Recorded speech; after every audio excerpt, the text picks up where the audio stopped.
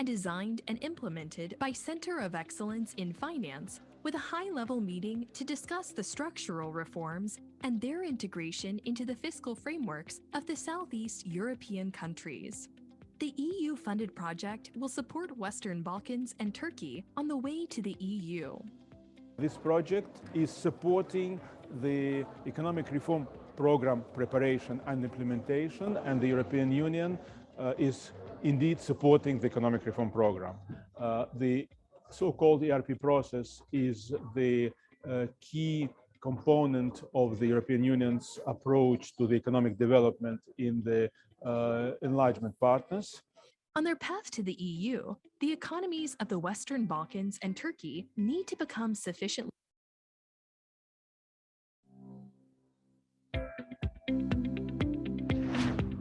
We started a 3-year multi-beneficiary capacity development project, Fiscal Implications of Structural Reforms, funded by the European Union and designed and implemented by Center of Excellence in Finance, with a high-level meeting to discuss the structural reforms and their integration into the fiscal frameworks of the Southeast European countries. The EU-funded project will support Western Balkans and Turkey on the way to the EU. This project is supporting the economic reform program preparation and implementation, and the European Union is indeed supporting the economic reform program. The so-called ERP process is the key component of the European Union's approach to the economic development in the enlargement partners. On their path to the EU, the economies of the Western Balkans and Turkey need to become sufficiently vital to withstand the competitive pressures of the EU single market. Key policy instruments in this process are the economic reform programs. Their preparation requires strong commitment and clear guidance at the government level about the prioritization and implementation of policy measures, as well as their costing and financing over the medium term. Over the recent years, the ERPs have been significantly strengthened on the subject of structural reforms, while their costing has not seen the same improvement.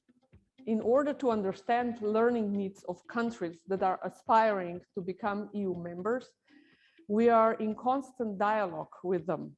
In this dialogue, we came to realize that institutions have problems or challenges how to cost structural reforms and how to integrate these structural reforms in national budgets. As a response to that, we developed and designed a project that we offered to European Union for funding. Now, the project called FISR, it's funded by the European Union. It is going to be 3 years long and will involve around 70 activities. These activities will be either in-country activities or regional activities. The project will broadly focus on 3 areas. First, it is going to focus on strengthening analytical capacities of line ministries and also ministries of finance. Second, it will focus on cooperation and coordination among line ministries and ministries of finance. And third, it will promote regional cooperation and knowledge sharing among peers in the region. Find out more about the project, learning events, and how to apply on our website. Together, we can make things happen.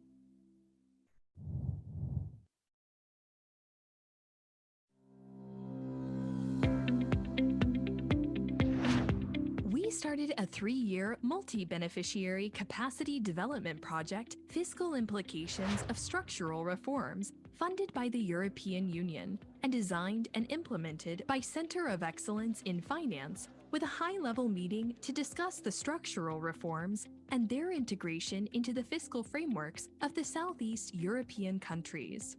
The EU-funded project will support Western Balkans and Turkey on the way to the EU.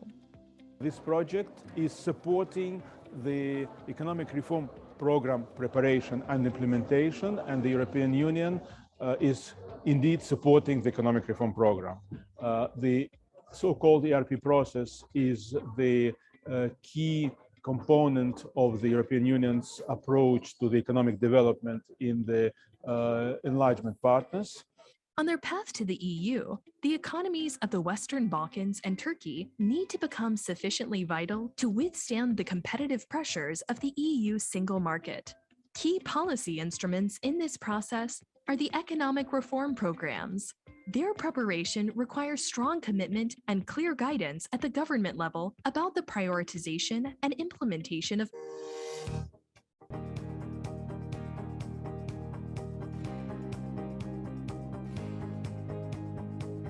Good morning, dear friends in the room here with us and our online audience.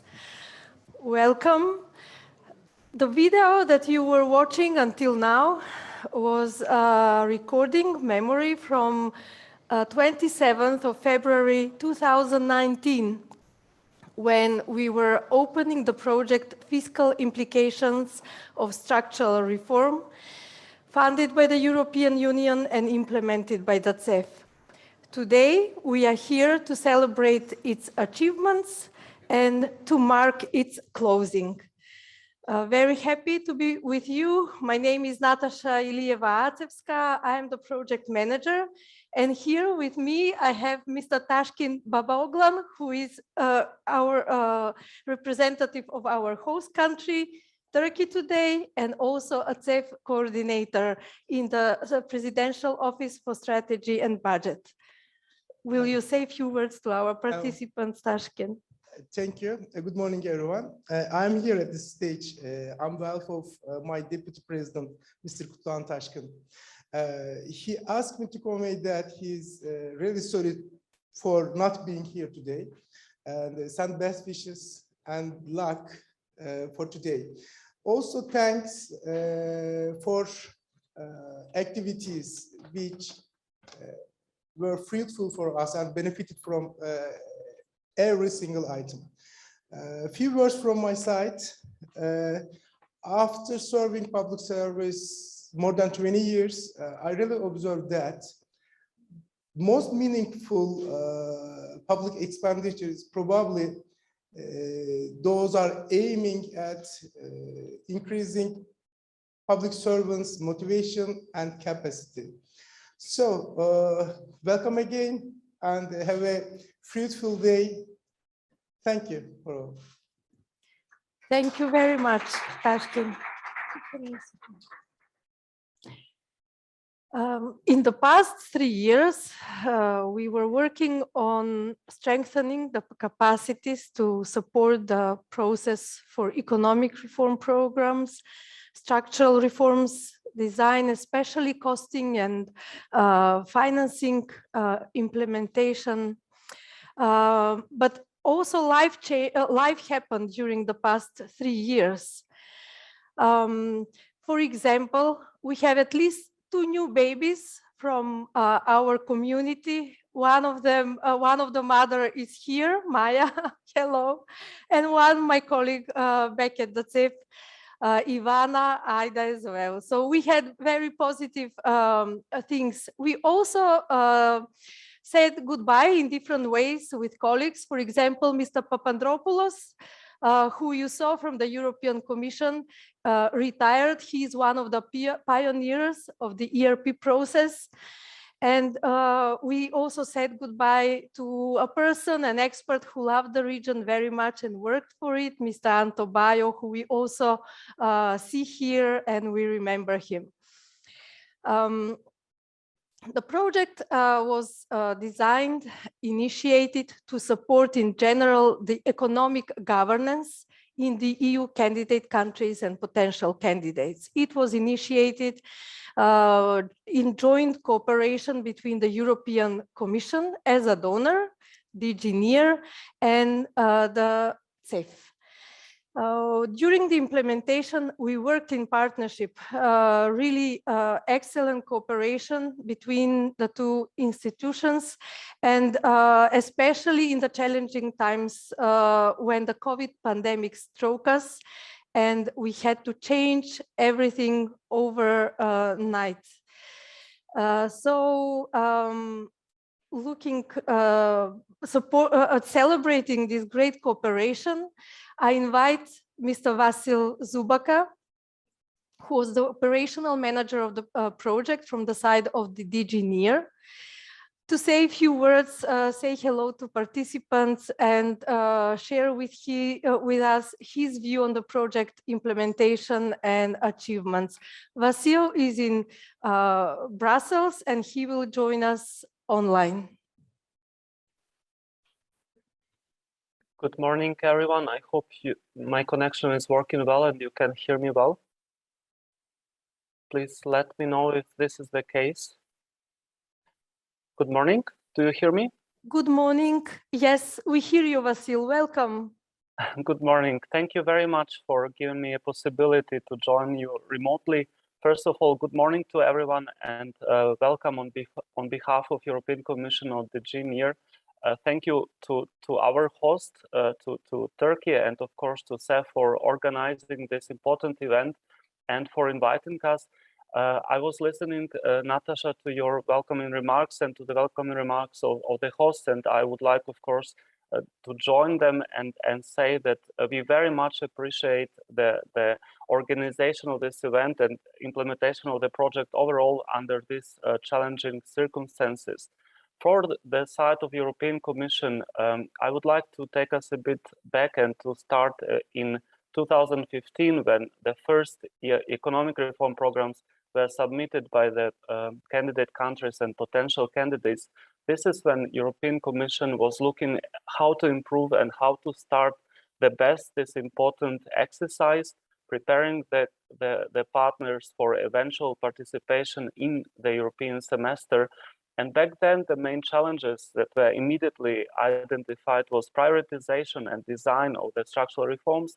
And the partners, together with OECD, it was decided to address this challenge. While evolving later on, we understood that also costing of the structural reforms is one of the key structural challenges, one of the challenges that needs to be addressed in order to improve the implementation of the structural reforms. This is how CEF, Center of Excellence in Finance in Ljubljana, was chosen as a strategic partner for the DG NEAR, for the European Commission, appreciating the CEF as having exclusive competence and being a regional knowledge hub for this strategic purpose. So by evolving and implementing the project, I think we all can already see a lot of achievements. I wouldn't like to go through all of them. As I know, Natasha, we have prepared a presentation later on that will present it more in detail. I would like just once again to underline the main purpose of our project, as it is capacity building project, one of many that DG NEAR is having in the region. And with this capacity building project, we aim primarily at building up modern public administration in our partner countries. And this public administration, this is of course improved processes, but more importantly, probably, and the most important, are human resources, are people who are well-skilled and well-placed to be able to address constant challenges that are unfortunately now in the global world very prominent and associated with the recent crisis. So basically, all knowledge that is provided through this project is very important, but even more important is to be ready and to be able to constantly learn more. And this is where CEF is absolutely basically one of the main organizations and the most appreciated partner, who developed a unique learning approach, on providing and teaching the most important skills. And that's why we are very happy to have you and to continue with our project. Thank you, and over to you, Natasha.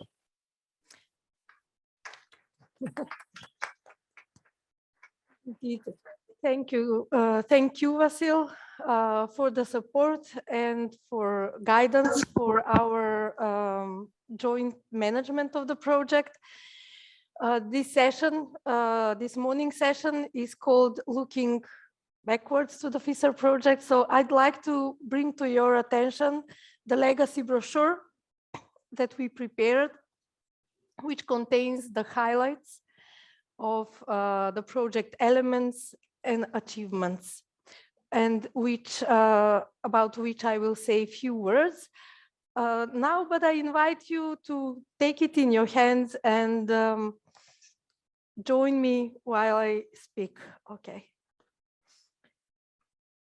So the project, let me start with the objectives.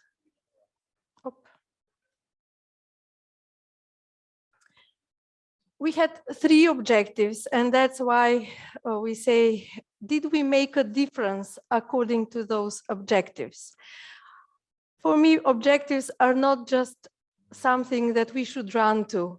If we make a difference, we will arrive at the destination. If not, objectives will stay only as formulations in the log frame, right? So we want to test whether we have achieved what we wanted. And what is it that we wanted to achieve? Well, first, to strengthen the capacities, mainly of the line ministries and also ministries of finance, to understand and to measure better, to analyze the fiscal implications of structural reforms.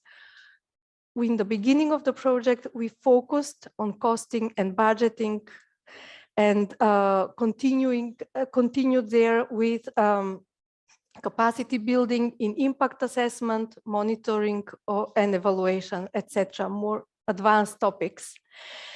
In the second objective, our task was to improve the coordination process that follows the structural reforms, including the ERP coordination process, coordination of the ERP process.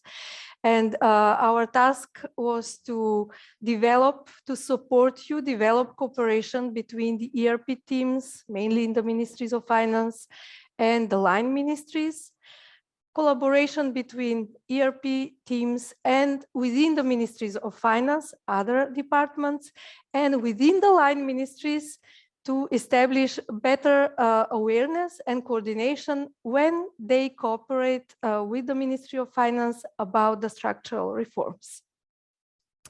And the third objective was to develop regional cooperation and knowledge exchange and learning on the topic of structural reforms. So that's why from the long name of the project naturally came that we call the project FISR, Fiscal Implications of Structural Reforms. We were mostly focused on the part of the ERP that is chapter 5 currently, that is focused on the structural reforms. And let's see, if we look back without burdening ourselves of thinking in the terms of log frame and objective, I would say we have on one side, we have big legacy knowledge, and then we have people who build capacities. So this is the main achievement and the interactions between the people. We produced many knowledge products of various types, above something like 500, including all learning materials from the trainings. They are all stored at the FISR library, which you can find through this link and also online through the website of the CEF. Before the project started, there was learning and there were serious materials produced by the previous project on ERP by our colleagues from OECD. What we did was continued their work and created this depository of knowledge so that we have a one systemized place portfolio for materials related to structural reforms and the ERP process, and that portfolio is transparent not only for the closest participants in the process, but for all people in the public administration and wider who are interested to learn and who will eventually in one way or another join the ERP process. It's inevitable because this process is so wide and horizontal across the governments. Focusing on the people, we also created during the project many digital stories. Digital stories are memories where we put photos, quotes, recordings, etc., and they stay. And they, when we visit them again, they also remind us on the learning objectives, topics, activities that we had, and they are also available. And another legacy is the portal for online communication called Line Ministries Portal. You can access through this code the core bundle of materials called Everything You Wanted to Know About Structural Reforms. Related to the part on costing and budgeting, this was of structural reforms. This was our start focus, and we maintained it throughout the 3 years. How did we start? It was very interesting in the beginning to decide whether we need a regional methodology or we need something that each country would design by itself. So it was a debate among yourselves, among experts, etc. And then at one of our events, we jointly agreed that we want flexible regional methodology that will give guidelines, but not prescriptive to become obstacle for implementation at national level. So this is how we came to the key knowledge product of the project, and it is available in all languages, and there are also educational videos for you about it. We are all very proud of this costing guidance. It gave us direction how to move forward, and I'm very happy to share that when I saw the scores about the ERP process from the assessments of the European Commission, we found out that actually large improvements are noted in the area of costing of the structural reforms. So this joint work on it paid off for everyone. In this area, using the costing guidance, also focused, raised awareness, why is costing important, why transparency in costing is important, why accounting we link accounting with costing, and then how do we make the link with the good costing and the midterm budgeting.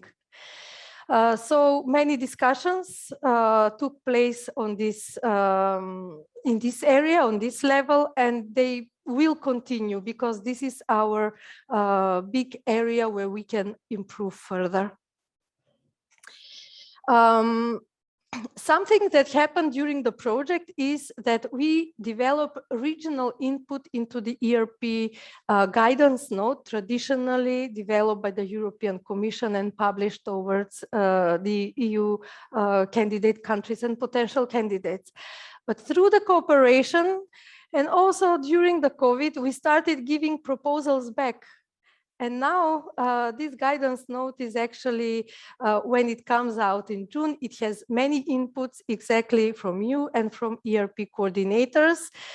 These proposals come from the practice, from the contacts that we have with you and with the people.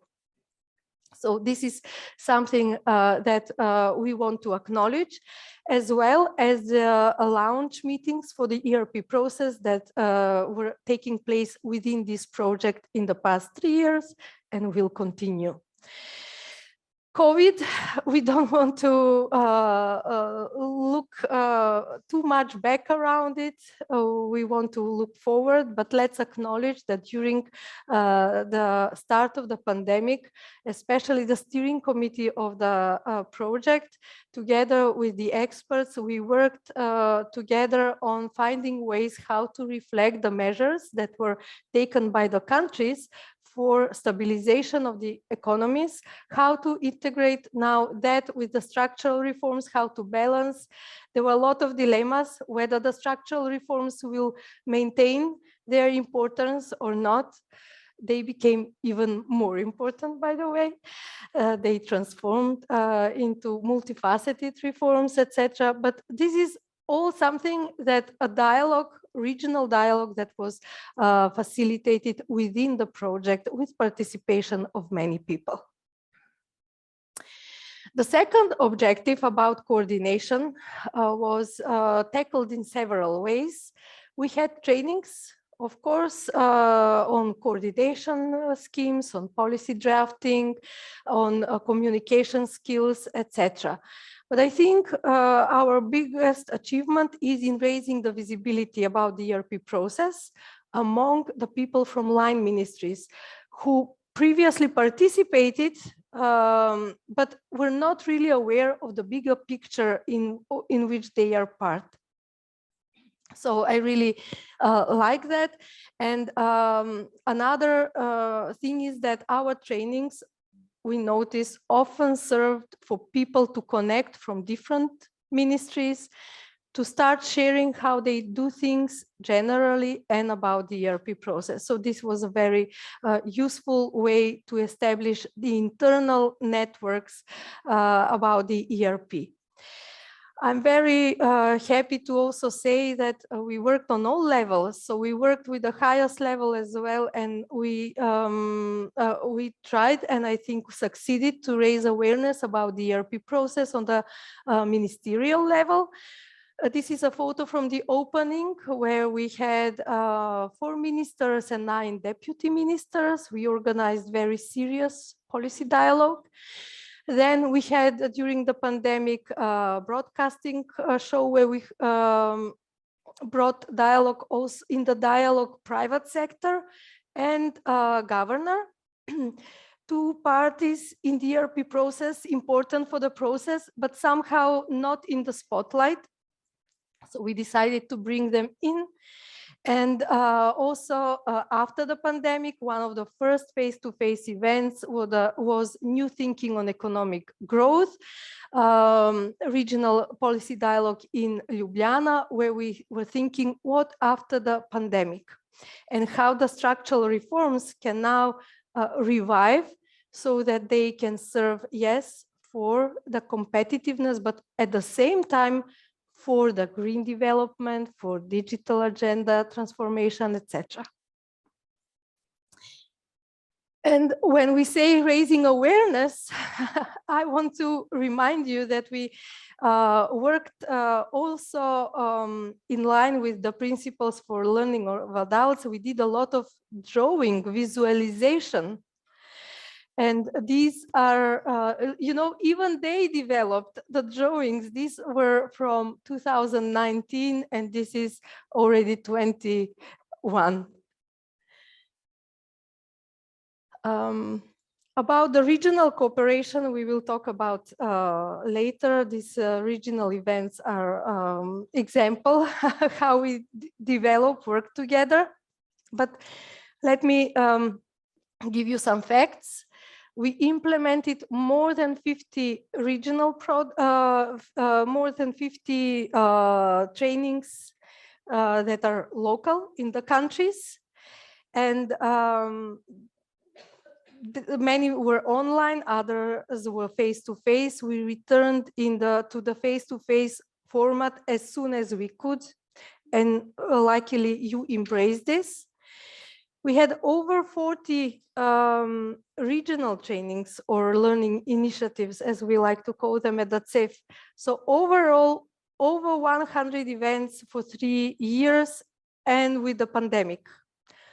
I think this describes how much you and your colleagues like to learn. And then we had 6 high-level events, meaning ERP launches and regional policy dialogues. This is the 7th. And in total, 150 plus learning days. We have overachieved the number of participants. When we were designing the project in 2018, we counted on a maximum 1,200 participants at our trainings. On our list, we have 1,500, so 300 people more than originally expected. And some of them repeated, of course. So total is over 3,000 participations in general. And then over 400 experts, can you believe? And many of those experts are sitting here in this room as either expert advisory group members or members of the local experts or members of the ERP teams. So thank you for that cooperation. And what else? Yeah, value creation stories. We'll say a few words about it later. Knowledge product and digital stories. All this in 3 years. One of our dearest, let's say, result or activity, I would say, is the formation of the network of experts, regional network of experts for structural reforms. Many of you are members. We will invest in this to develop it further, because this is you connected together. And then on this last slide, just a statistic about the participation per country. Maybe it's not a surprise. The highest number of participants came from Turkey. It's not only because of the size of the public administration of Turkey, let me say. The ERP team decided to take advantage of the online formats of the pandemic and invite young colleagues, more junior colleagues from many line ministries to be informed about the process so that tomorrow, when it's needed, they can more easily get involved. And it was embraced. We had many participants. So this was a good practice that I'd like to highlight here. Then we had 15% came from Serbia, 11 from Bosnia and Herzegovina, 10% North Macedonia, almost the same Albania, 9% Kosovo, 8.6% came from Montenegro, and these 9.3% are others. Who are those people? Well, we had many different people from the, let's say, from the civil sector, from the international organizations, some of the private sector, although not maybe as much as we would like to see, but they were present. So the audience was quite versatile. That's it from me. I mentioned value creation stories, and you have on your tables another brochure which collects all value creation stories collected throughout the project. But what are these value creation stories? Why are we collecting them, and why are we publishing them?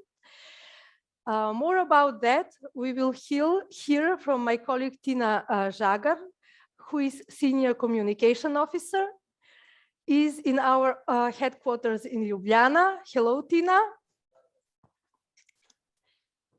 I'm happy to see you with us. Will you tell us more about how we monitor the results and the role of value creation stories in that system? Thank you, Natasha, and good morning to everyone in Istanbul and also to those connected online.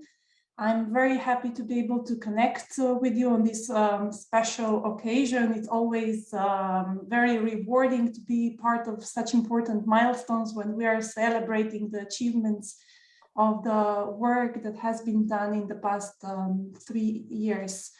If you give me just a moment, I would share now my screen.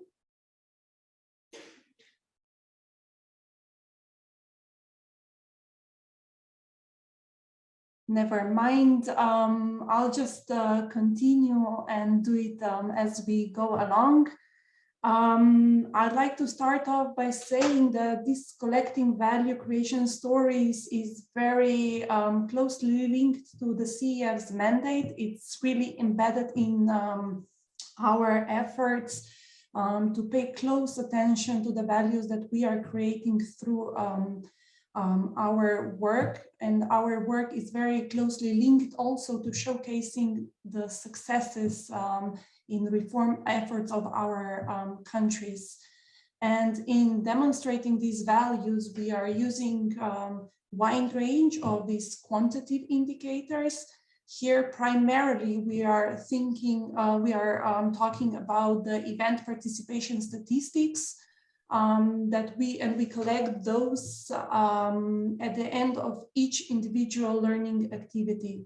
These data sort of gives us insight into how relevant and how satisfying a particular learning initiative has been for our participants. We are looking into this general satisfaction, how well the event went, how well it was organized, how happy people were with its delivery, with the learning methodologies used in the course of delivery, faculty members, their contributions. And on the other side, we are also looking here into the effect and the potential use of the knowledge that has been generated through this learning initiative. So we are looking how useful the particular event was, how successful we have been in achieving the learning objectives that we have set for ourselves. And also we ask participants about the likelihoods of using this project, this knowledge also in the future.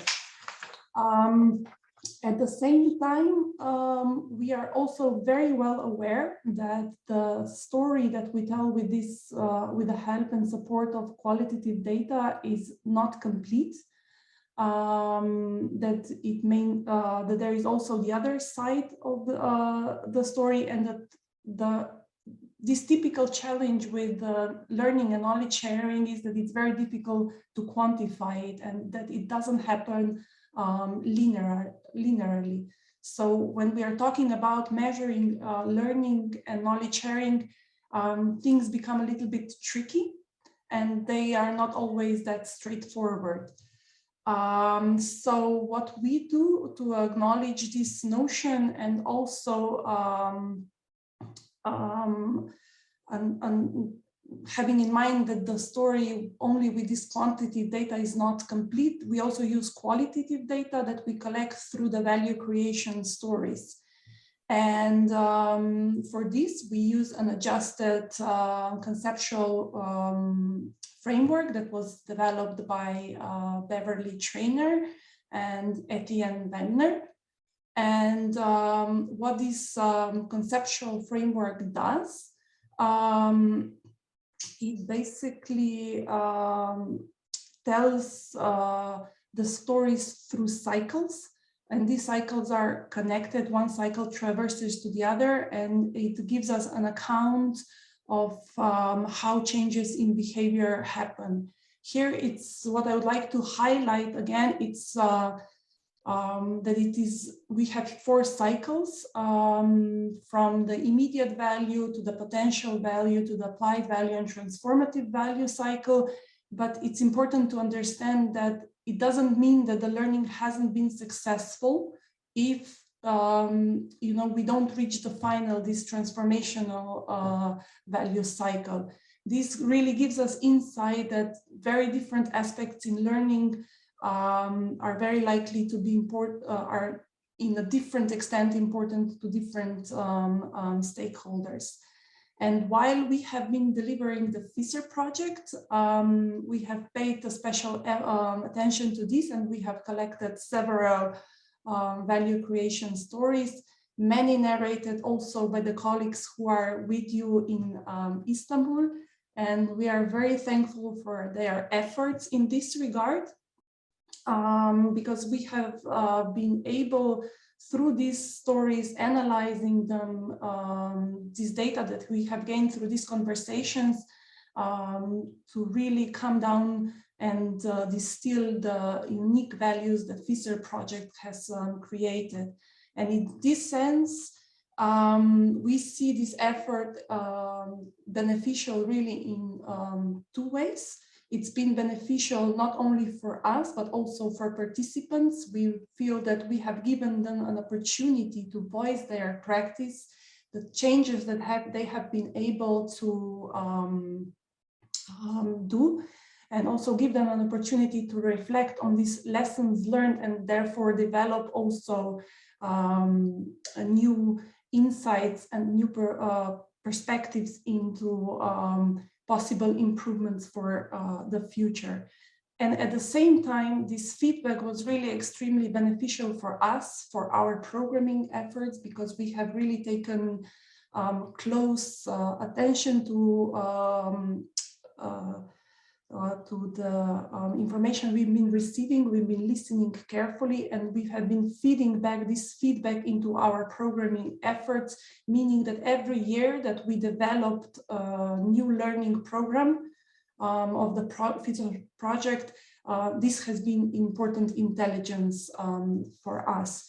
So it's been really inspiring that when we analyze this data, that there are some common grounds on these stories that really show us how much appreciation also from the participant side is for the FISR project.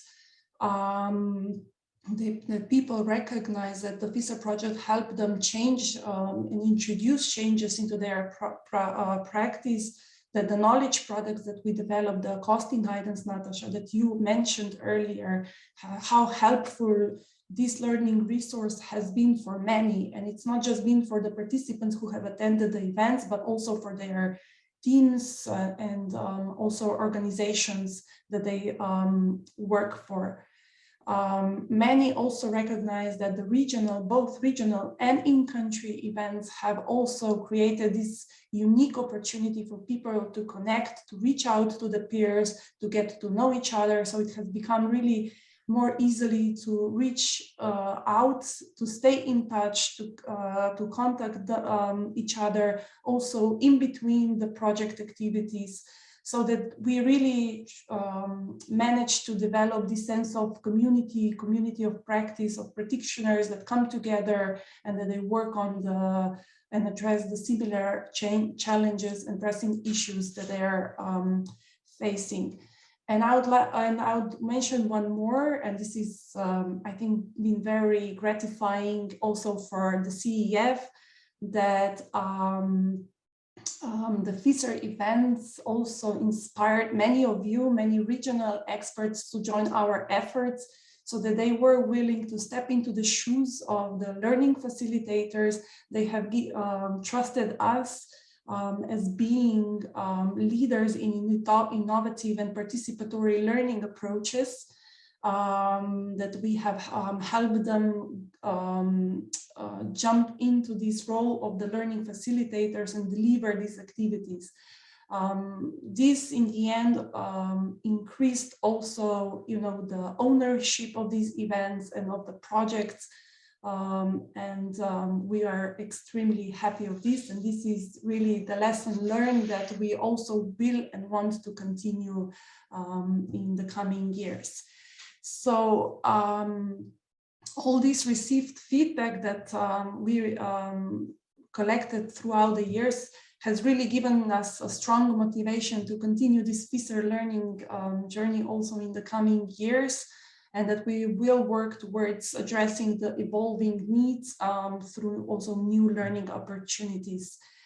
I will stop here, but let this also be invitation to all of you to enjoy the publication, that where your stories are collected and those of your colleagues, As Natasha said, you all received a copy, and if you wish to bring along another one for your colleagues at your home institutions that were not able to join us in Istanbul, please do so.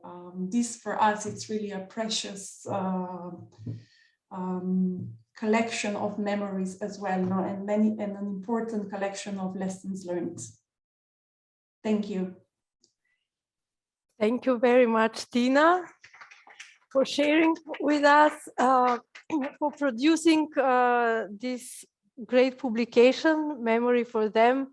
And we included highlights from it also in the legacy report about the favorite learning topics from the project. Thank you. We continue with the memories. This first morning session is looking back at the FISR project. And now I invite my colleagues, Polona Sirnik and Aida Turk, to join me.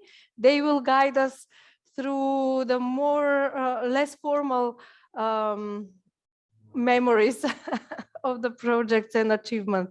Let's do it. Thank you, Natasha. Let's take a look.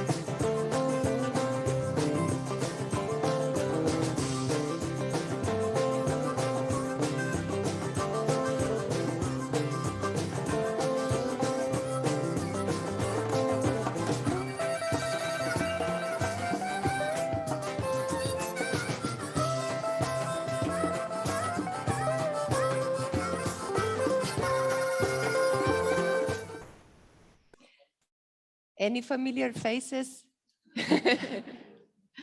Yeah, so now we know FISR started in 2019, and so many memories were created. And if I remember correctly, Polona, you joined the FISR team, the CF, in 2020. So can you tell us what are your favorite memories on these past 3 years? Yes, I joined in 2020.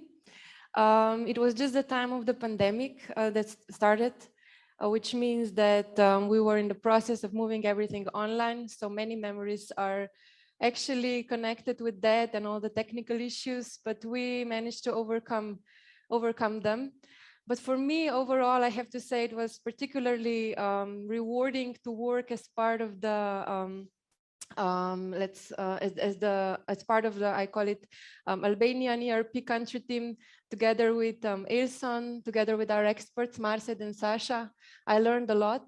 I have to say that in that sense, also my favorite memory goes back to Tirana, back to 2021 in autumn, where we were able to travel again into the region and where we were able to meet with participants.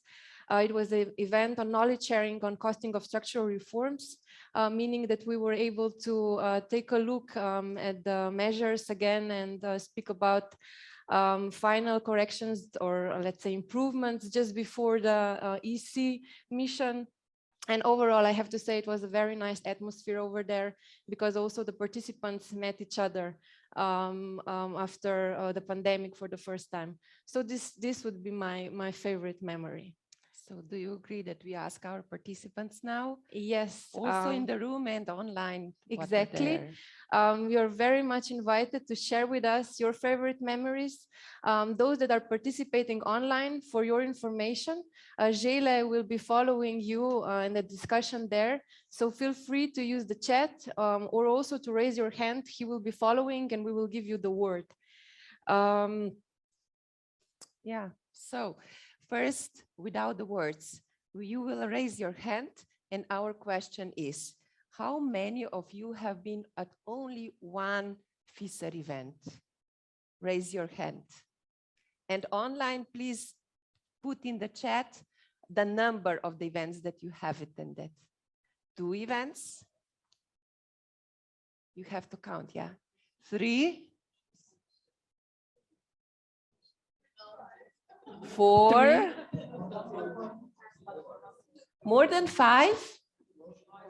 More than 20? Wow. Between 5 and 10? So we see you were with us all the time. Gilles, do we have some numbers? Nothing. Okay. Okay, we are too early for the Central European time. So yeah, we attended a lot of events, and as Natasha already said, but it doesn't hurt if we repeat, as the numbers are so nice. Overall, more than 100 events was implemented, and as she also said, with more than 3,000 participants or 1,500 individuals. So it's been quite a lot of learning. And you heard this morning, or just before, that the event was opened back in 2019 in Ljubljana. And very soon after that, we moved to Bohinjska Bistrica, a small town also in Slovenia, where there was training of trainers, similar event to the one held yesterday. But tell us, please, in which cities have you were the events where you participated? We know that there were not only capital cities. You have the microphones on your table, so please, if you can just grab the microphone and tell us in which city you have attended events. Hi. Well, apart from the capital cities, it was the event in 2020, right before the pandemic in TED, also in Slovenia. I suppose many of us here share that same position. Any other cities? So you are just in Bled. Please use the microphone. Let's hear, because I have the number of the cities.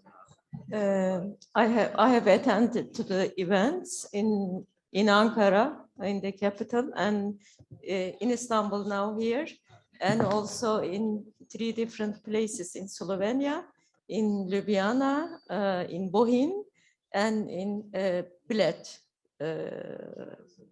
nearby the lake, in an hotel. So it was all. Thank you. Pretty same with Melhat, but unforgettable one is our latest face-to-face event in Bled. After that, we wake up with pandemic, so it's unforgettable. That was a really fruitful event, so we really enjoyed it and we really benefited it. But after that, we wake up COVID, so it's unforgettable for me. Thank you. Any others, please? Gilles, yeah? Yeah, we have some comments from colleagues online. Vasil is commenting that he visited Ljubljana and a small town in north of Serbia. I think he means Vrdnik. Yeah, of course, Vrdnik. And we have Nina commenting that she was in Ljubljana and Skopje. Jana was in Bled, Ljubljana, Tirana, Skopje, Budva. And yes, this is the input from the audience online. Thank you. Thank you. Any cities from the back of the room? You have microphones on the tables. So if you are curious, we hosted events. Please, Robert, sorry. I would like to share a very unique meeting we had with Expert Advisory Group. This is also an event, which was a walking meeting. And that was during Corona in deep snow. I was walking in the forest and was connected with the Expert Advisory Group. And I remember that as a very inspiring meeting. Yes, it was. You organized this on my birthday, so it was my birthday walk, and I went up Šmarna Gora, and I remember that one. And it was walk and talk, and it was a great one. And if I may share another one, since nobody seems to be willing to talk just yet, we had a great WebEx meeting. It was with my Macedonians, and it was like 2 days or 2.5 days of these WebEx, the autumn thing. So going through the measures. And when you are in team with Vesna, the line ministries, it is really, really intense. And I think after the 2.5 days there, we were in the afternoon, we went through 25 or I don't know, 28 measures. And we were there and we realized it was only ladies who remained. So you can imagine, you know, there was some complimenting going on. And then we said that it was Margaret Thatcher who said, you know, in politics, when you want something said, ask a man. When you want something done, ask a woman. So we thought we were pretty much there working on all these measures. And it was like a really, really inspiring thing for me, you know, for all of us, I would say, because by the time we were online for such a long time, and we had to connect through the lines as well. And after that, it was not after that evening, also the following morning, we kept exchanging these inspiring messages, you know, how coordination matters and how the way of conveying messages. I think we praised Vesna for being like really, really patient, explaining to all the line ministries, all the measures over and over and over again.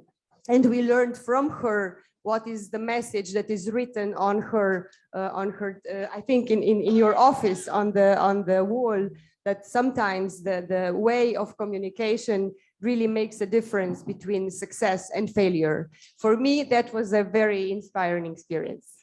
Thank you. Thank you, Sasha, for this. Yeah, so we hosted events in more than or around 15 cities. So there were about 50 plus local events and 40 plus regional events. So yeah, you have been quite active. Are there any other memories? Sasha already shared with us, Robert. Is there anybody else that would perhaps like to share maybe something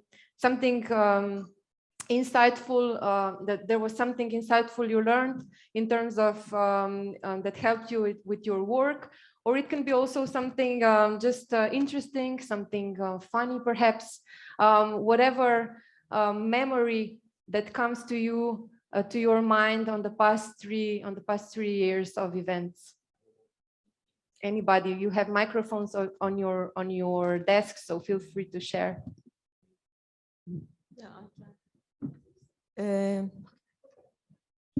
I think all of my memories have been quite precious. I can admit this. And in that sense, I really appreciate SEF, how they manage the process and how they guided the institutions and the experts. I have quite a long period of experience on working on EU finance and international institutions finance projects, and this is one of the projects that I really liked to be a part of it. And the memory I remember was the event, a November event in Turkey in 2019 with a huge number of participants in person in a very large hall. And during the event, the interest of the line ministries and the participants were so high, and that they were so, how do you say, willing to produce the measures, and the measures were pouring in all the time. During the event, we were trying to help the participants and to talk about the measures. But in every hour, I mean, we were getting a bunch of new measures, and in the evening. So it was, at that time, we found it quite difficult to manage it, and we tried to do our best, and we had tried to provide the feedback on all individual measures. But this is one of the memory that I remember, showing the interest of the participants and the effort we put, and the effort provided by the also coordinating institutions, because they were also trying to do their best. I mean, selecting the measures coming on, and everybody were eager, and we were trying to work till the midnights, and it was such a process. Thank you very much for all of my colleagues and our peers from the other countries. We have learned all together, and we try to contribute, but we have also personally learned a lot. Thank you very much. Thank you, Melahat. Thank you, Melahat. Yes, we have quite a few raised hands, so maybe we start here. Thank you. You can hear me, I hope. Thank you, yes, Sasha, for the nice words. Communication does matter. I would just reflect now on our cooperation with CEF. I don't know if Nina is listening to us. Hello, Nina, if you're listening to us. I hope it works, right? I am okay. Vesna. So regards to Nina Agic, the beginning of FISR project in our country, when we started to organize the first workshops, because we had quite a practice of cooperation with line ministries, inviting both those that are creating policies and budget departments. So we discussed a lot with Nina how we will organize the workshop. We were expecting the same way to go. I mean, doing intensive 5 days of work, reviewing the measures, redrafting the measures, and then towards the end of the work to have redrafted text of the measures. So it was kind of a, how to say, surprise for them, but this is not doable or something like that. Let's try the other way. So we made a bet with Nina, which approach is better. And Nina, thank you for admitting that our proposal was really better. Why I'm saying this? I'm saying this that throughout these 3 years, what we appreciated most with the project is the flexibility of the project, because we had so many different demands, and I know it was sometimes very challenging to our expert, Silvana, Sasha, Yanis, that joined us in those discussion on impact assessment. Anto is not anymore with us, but we praise his support and contribution as well. This flexibility provided us opportunity to discuss on very different matters, though sometimes might be out of boundaries of the project. And really thank you for that. I think that we succeeded to reach a lot due to understanding of our needs. because, you know, many times we try to shift somehow the missions, to shift the, to enrich the content or to make it vice versa or something like that. I think you were never bored with us. Maybe sometimes stressful, but I think the results at the end shows that we really did a great job. So thank you for that, and looking forward to the new project as well. And I hope to have the same flexibility. Thank you. Thank you. We had a raised hand at the back, Amina. Yes, thank you. Thank you. I have a couple of things to say. So first of all, my favorite place that we all visited is Bled, because we had a very special time there. Especially, I want to point out the scavenger hunt that we did with all the very crazy directions, and nobody found anything during the scavenger hunt, but it was very fun, and we had a lot of things to I think the best thing about all of this, the whole FISR project, is how the countries came together and how we all have a very close relationship now, and we learn from each other and from each other's experiences and the good sides and the bad sides as well. But I want to say thank you to CEF, especially Yasmina, Bojana, and Tara, who during the pandemic, I mean the lockdown, the four of us used to have morning coffees every week. And I think that was like the highlight of each of our weeks.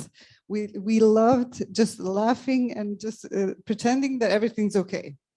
So I want to say thank you to the whole CEF team for tailor-making some of the things that we did for Bosnia, especially the fiscal framework and the little tweaks and little changes that you made to make our needs be met. Thank you very much, all of you. Thank you.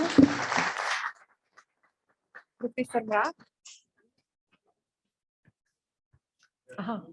Yes, we will do that together, and I would like really on behalf of Serbian colleagues and not just us being here, but also those from back Belgrade, to thank you for this kind and continuous support. And as our Macedonian colleagues said, the best thing in the project was that you're reacting instantly on our proposals and really reacting to the changes of situation and all what we need in ERP coordination.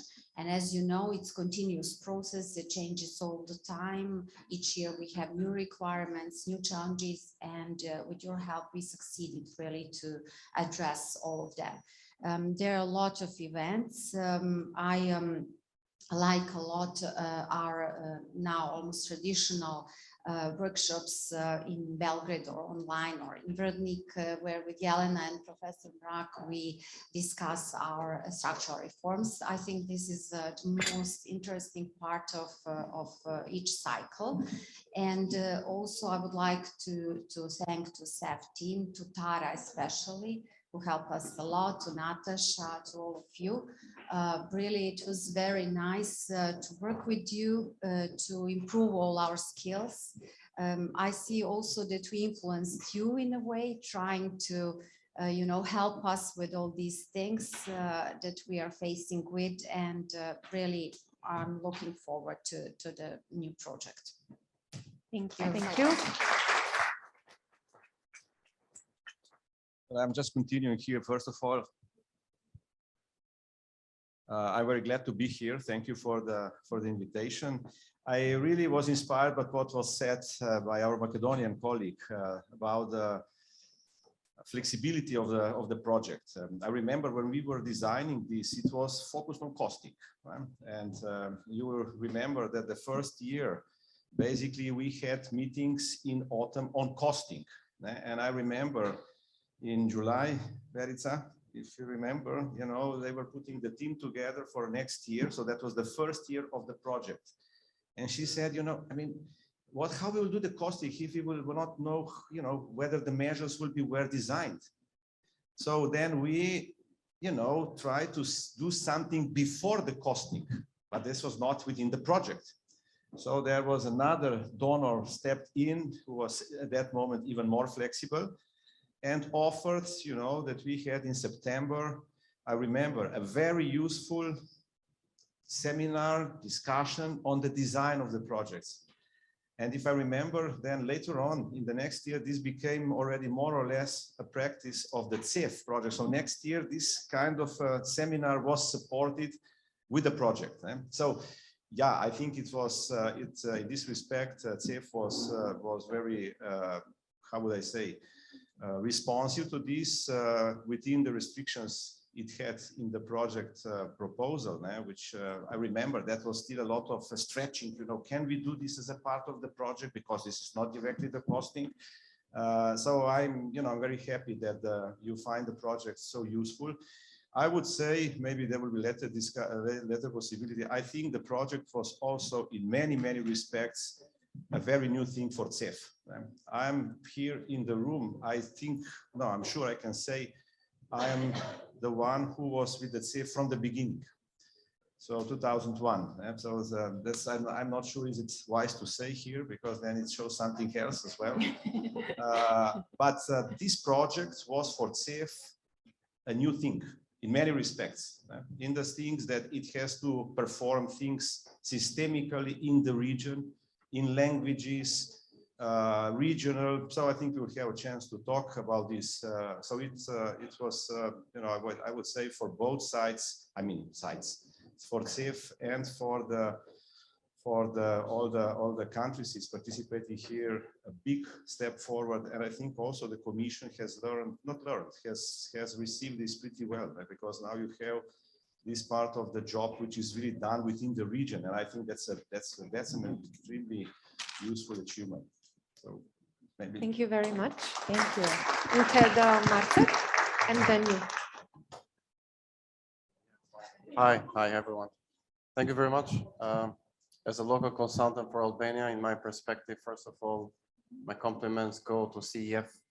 Your know-how and the tools and the kindness of your staff definitely provided a shelter for us as local experts and for all of my dear colleagues to have a voice, to deliver our knowledge and to cooperate and exchange everything that we needed from this knowledge learning from this project. And the support, the willingness to work with us from our dear colleagues at the public administration in Albania made the project precious as gold. Absolutely, their effort has been unique to us. And year by year, the ERP has evolved, developed, improved, because also CEF has heard participants, and according to their feedback, the knowledge that was delivered was adapted according to the needs of a particular country, I would say. I can say that for Albania, and I'm implying that for all the other countries. We are working hard now because in the end, we would like to leave a legacy, and our hard work now will be quite easy for the others to come. And in the end, the framework that we are leaving for the ERP would be much easier. And what I would say that this project created is awareness. Now I can say for sure that the highest level management in each public institution definitely supports the ERP process, because CEF and the project deliver that. Now they know what is happening around the project, why the ERP is so important. And before, probably some of my colleagues who were updating the document in brackets had no name. So everybody was doing his bits, his part, and was just copy and pasting and creating one file. Now we have a much higher support, and everybody knows each other now and can cooperate among Albania probably, and also the training from the region helps a lot. And I really hope that this project goes, evolves, and definitely it is doing so. So good luck to everybody here and for the future of this project. Thank you very much. Thank you very much. I'll do it this way so you can see me. It was a great journey, I must say, from the very start to the end of this project. a big thanks to SAF to say, because even if you have done lots of training and even for us experts, we have participated in different projects. This was also challenging for us in order to respond to the methodology, also to the flexibility requested by the national team, but that all contributed to improving ourselves and to providing better products at the end. The project, I believe, became recognizable in the national framework. So also a big thanks to the teams included in design of the structural measures, because we were working with them. They also made huge progress in delivering better structural measures. And these are the people that were very much the core of our national workshops. So not many of them are present here. This is a different event, but they really deserve a big thanks from us. Also, this was a process where we developed network, we developed friendships, and it happened with the experts of our project that we started to think alike and even to dress alike.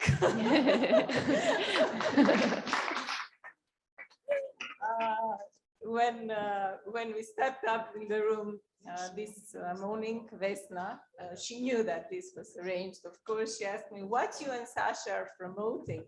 And I said, we are promoting cooperation, and we are promoting that actually this is, in a way, the results that we show from the projects should be recognizable from the very first sight. And we hope that this project actually has done that, and there will be next one that will deliver even more results for our countries. Thank you. Thank you. Thank you so much. Gina, do we have any comments from the online? Please, online, does any of you have any question? Maybe our colleagues from the CF. We have a raised hand over there. Diana? Okay, please. Well, I'm online, baby. I just want to say that FISR was made from the real life. FISR hasn't started with the first ERP. It was delivered after, I think, some 10 years after countries were working on economic dialogue with the European Commission, and gaps in knowledge, questions, dilemmas were collecting, and actually that's how FISR was born. And I'm sure that as always happens, that as much knowledge we have, we create, we know how much we don't know. So I hope that FISR 2 is a new step forward to all that we found out that we don't know through the FISR, let's say FISR 1. I would like to thank to CEF team, especially to Tara. I cooperated a lot with her. She's not with us today, but she is so kind and patient person, and always available to us. And I think she did to those who cooperated with her much more that isn't her duty. So that's from my side. Thank you. Yeah, Tara will join us, if not now, but soon, online. Is there anybody else, perhaps, that would like to share? Yes. Since we are already here at this table, while everyone was revoking the memories of the past and how all this started, I was thinking of how I ended up being part of this project. And then I just remembered that it was like almost 4 years ago when Natasha contacted me in Pristina, and I was coming from an experience with Yanis working in a project that we developed together, a methodology of costing of fiscal impact assessment of a national development strategy. And we have developed a costing methodology for this, and somehow this was sent as an information to Natasha and the team at the CEF, and they wanted to bring this experience and make use of that experience as well. That could be also some principles shared with the costing of ERP. And that's how I met Natasha, and I'm very glad that I ended up being part of this huge family. And together also with Professor Mak and Yanis, we've contributed to this very important exercise. Now it's been 3 years that we are part of this project.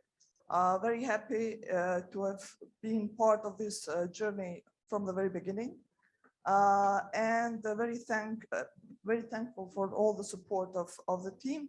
I used to work very closely with Natasha, with David and Moitza, who are not today with us, but I will send my best regards to them.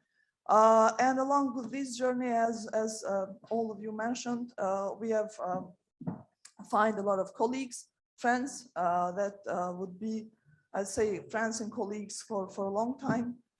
We get very much closer to each other.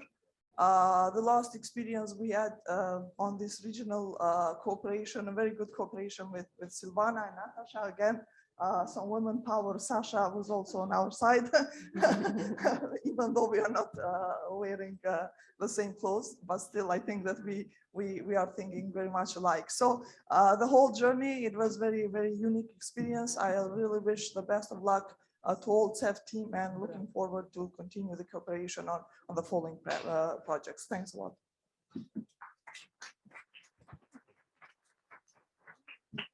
Many thanks for your feedback. Is there anybody else perhaps that would like to speak up? There were some raised hands.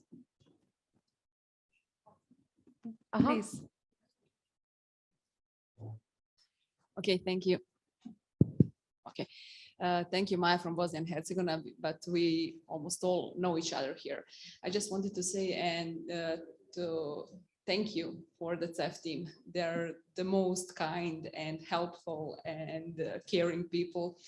And every time when we had some quest to them, they were really willing to help us. I wanted to give one suggestion. Maybe the best video you would have if you put the camera at the airport at the lobby reception when we met each other. And I'm serious, it was very nice. It showed how we connected. It's very one of the more value added. Gordana is looking at me and smiling, she's confirming. Yes, there were hugs, there were smiles and everything. So it showed that we connected for these 3 years. I hope this project will continue in the future. When we listened at the beginning about the main 3 objectives of the project, we showed the figures, and the figures are statistics, and we know what statistics is. But I can say that then in my personal, we can play with the figures, but in my personal opinion, and honestly, I do really think that all 3 objectives are fully completed and fulfilled. And as I said, I'm looking forward. We heard something about possibility of continuation of this project, and we are really looking forward to it. And just to add in terms of and please choose differently the pictures at the board. Okay. Okay. And another thing I really do, it confused me for the moment. I really do think the combination of the in-country and the regional the concept is very good. And to that extent, I'm going to just mention the one event that was in-country. It was for the Bosnia and Herzegovina. It was organized in Tarčin, one beautiful venue. It was about the costing of the structural reforms. The subject was very good. And of course, the line ministries were involved in the process. And I'm just going to share partly. what was the experience, because it's close to Sarajevo, so people from Banja Luka, from the Republic of Srpska, had to travel for a couple of hours, and then it was quite a few people from Banja Luka, and then we communicated with CEF, and we arranged to have the joint transportation. Okay, and those are the people, I mean, the deputies of the ministers, from the line ministers, etc., etc. But we had so much fun during our transportation from Banja Luka to Tarčin. So yes, it was very useful, and it was very fun, as always with CEF. Thank you. Thank you very much. We have something in the online. Aha, okay, the sign. Bojana just wants to share as well. I have one memory, actually. Silvana and Sasha reminded me to this, that actually fashion twins are quite popular in project implementation, particularly in Bosnia, where in first year of project we have fashion twins, either wore the same shoes, the same tops and everything. So it seems that the project created a trend throughout the year. So. Thank you, Bojana. Well, there has been many connections created, many nice memories. For your information and other data, we heard from Milahat there has been long hours of working on the measures, even until midnight. Well, for your information, altogether, there were 150 hours of events, and with more than 400 experts that lectured. We heard that already from Natasha this morning. So, is there anybody that would like to share the final word, final memory, perhaps? Maybe I can share. I remember at the beginning of the project at the CF, we had these internal meetings. How to develop these knowledge products? How will they look like? What is now the knowledge product for us, etc. But yesterday we have seen how our path in the thinking has developed, coming from really boring documents, Word files, and now these nice publications that we have presented yesterday. And thank you all, because you all contributed to it, to our development of our own understanding what we want and what we want to do at the end. Yeah. Thank you all for sharing your memories with us. And with this, we actually invite you to a coffee break, I think. Half an hour. Yeah.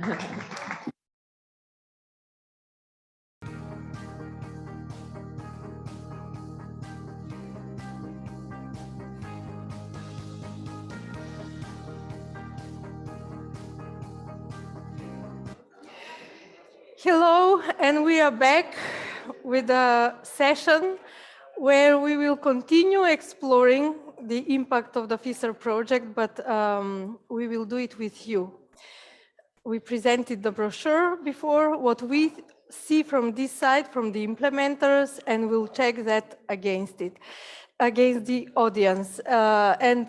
In this session, together with me, is Irena Lukac, Chief Partnership Officer. Thank you, Irena, and member of the lead team. Yes, and Žele, who will be our online facilitator.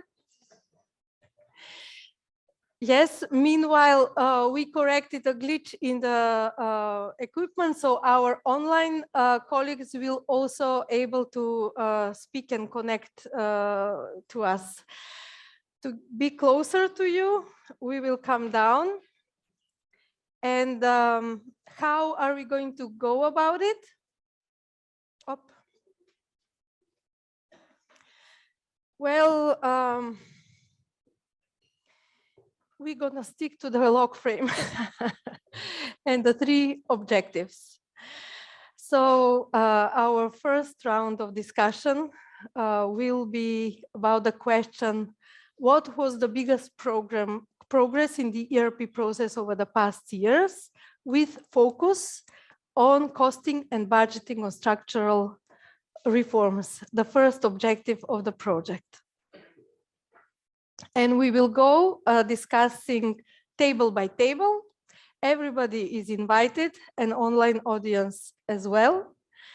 And Irena and I will take notes.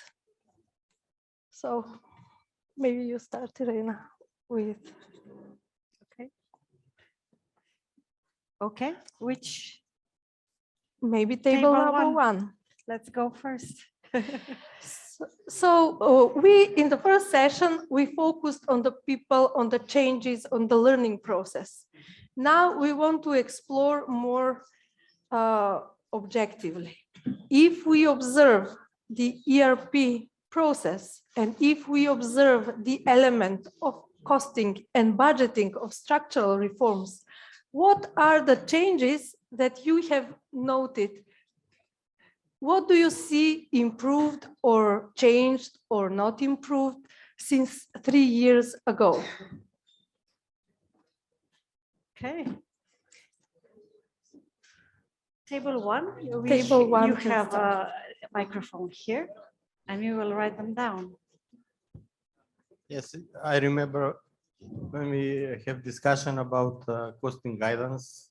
It was very interesting discussion. I remember that we started in February and then continued to our next event, probably in Bohin, if I remember well. And the biggest progress for me it was that finally we managed to make it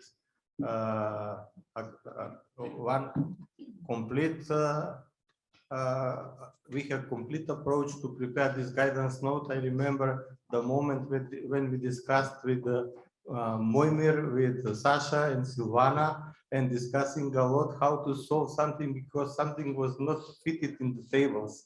And suddenly the outcome come out, we made the progress, and then it was very easy, and we then easily applied this new costing guidance. So this moment of solving this small tissue stay to my memories as something we achieved in this collaborative way during this FISR project. Thank you.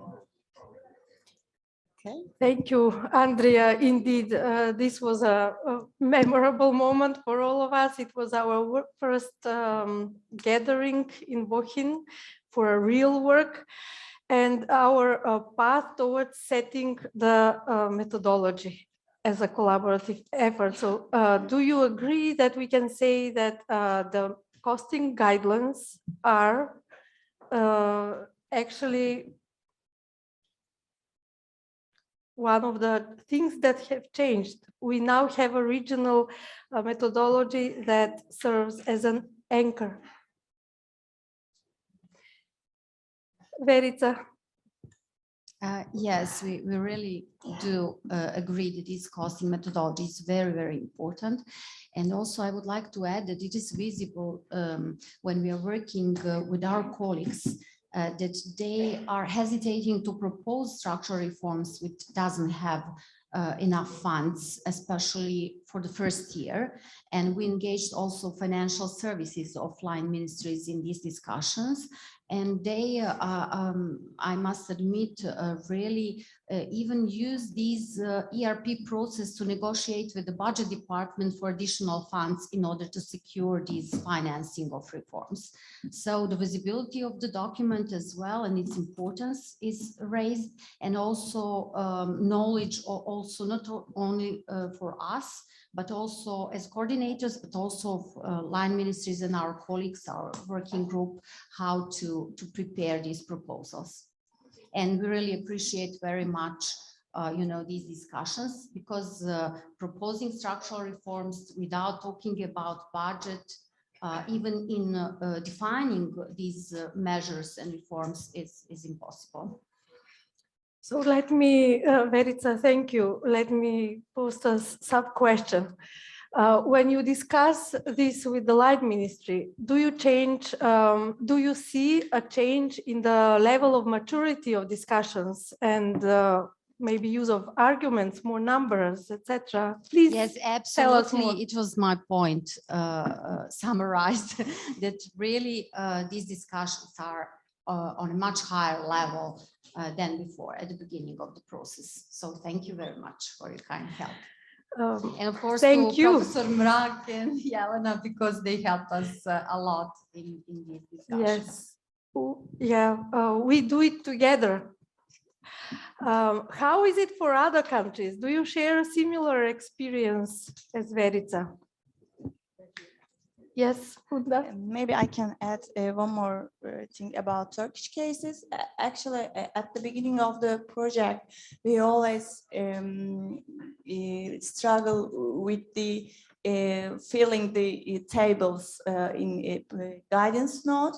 They had a plan to costing, but maybe they couldn't do this activity by activity under structural reforms. And after the guidance note and the workshop we did with Yanes and Melehat, they tried, I think they achieved and they understand the logic of the behind the costing part. And the one point I'd like to highlight, they're always asking, this is the total cost or additional cost? Which one we should calculate for your document? And at the end, I think we improved to the costing part of the document. I don't know, I don't hear anymore these questions from line ministers. This is the one thing I want to add. Yeah, it's always contributing to the coordination also. Thank you so much for your efforts, and thank you, David, also Yanes and Melehat, to their valuable efforts. Thank you. It's so great to hear that, and also acknowledging each other. Thank you, Funda. Has other country maybe seen similar progress? I see Bojana. Well, yeah. All the countries from the region have similar experiences with regards to the costing and budgetary issues. But when it comes to Montenegro, I can say, if you ask me to compare period before 3 years and now, I would say that, let's say before 3 years or in previous period, we have cases that line ministries used to propose structural reform measures. They actually refrain from proposing structural reform measures with some particular budgetary effects. It was more, let's say, administrative kind of reforms. And now we have a situation, particularly for this year's exercise, where all structural reforms measures were properly budgeted. So all the line ministries firstly consider budgetary effects of the reforms and then propose measure itself. And I think that is huge success. It is indeed.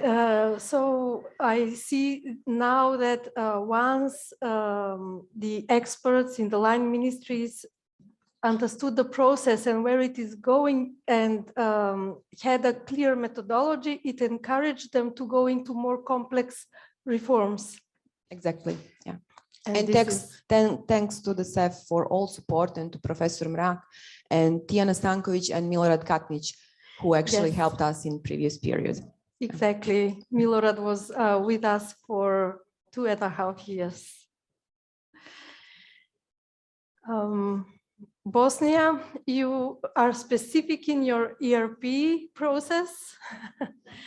Has the methodology worked for you?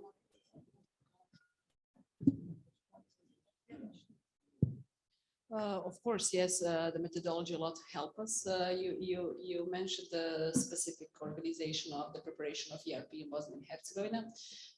We tried at each level to introduce the methodology, and what is important, we tried, I'm going to speak about the coordination of the people working in the line ministries of the Republic of Srpska. It helped a lot to them. I can say that in the past 3 years when we were starting this, they were not aware of the project. They were not aware, or they did not have any connection with the costs. They thought that they just should put the reform down, and that's it. And as the colleague said, it helped in the process of the implementation and the percentage of the successfulness of the implementation of the certain reforms. If somebody who designs the reform has in mind the process of costing the reform, and they start looking at the reforms more realistically, because I can free to say that in the previous period they were not very realistic while designing the reforms. And then we tried to make a connection between the process of budgeting and the midterm budgetary framework document and the ERP and the public investment project and the document. So basically this was very important, and the guidelines were very useful tool. I have to say that we have to work a lot, even more. Yes. But again, this was a very good starting point, just to be aware of the methodology, to use the methodology fully in the process, to integrate the methodology fully in the process. So basically, but some first steps have been done, in my personal opinion. Excellent. It's very important that we ourselves also acknowledge, note the changes, so that we can learn about the next steps and our next learning needs, something that we'll talk later in the day. Also,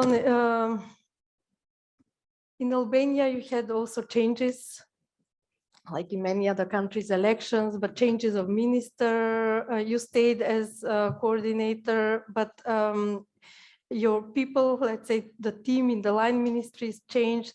Has the methodology helped you in any way to communicate to the new team?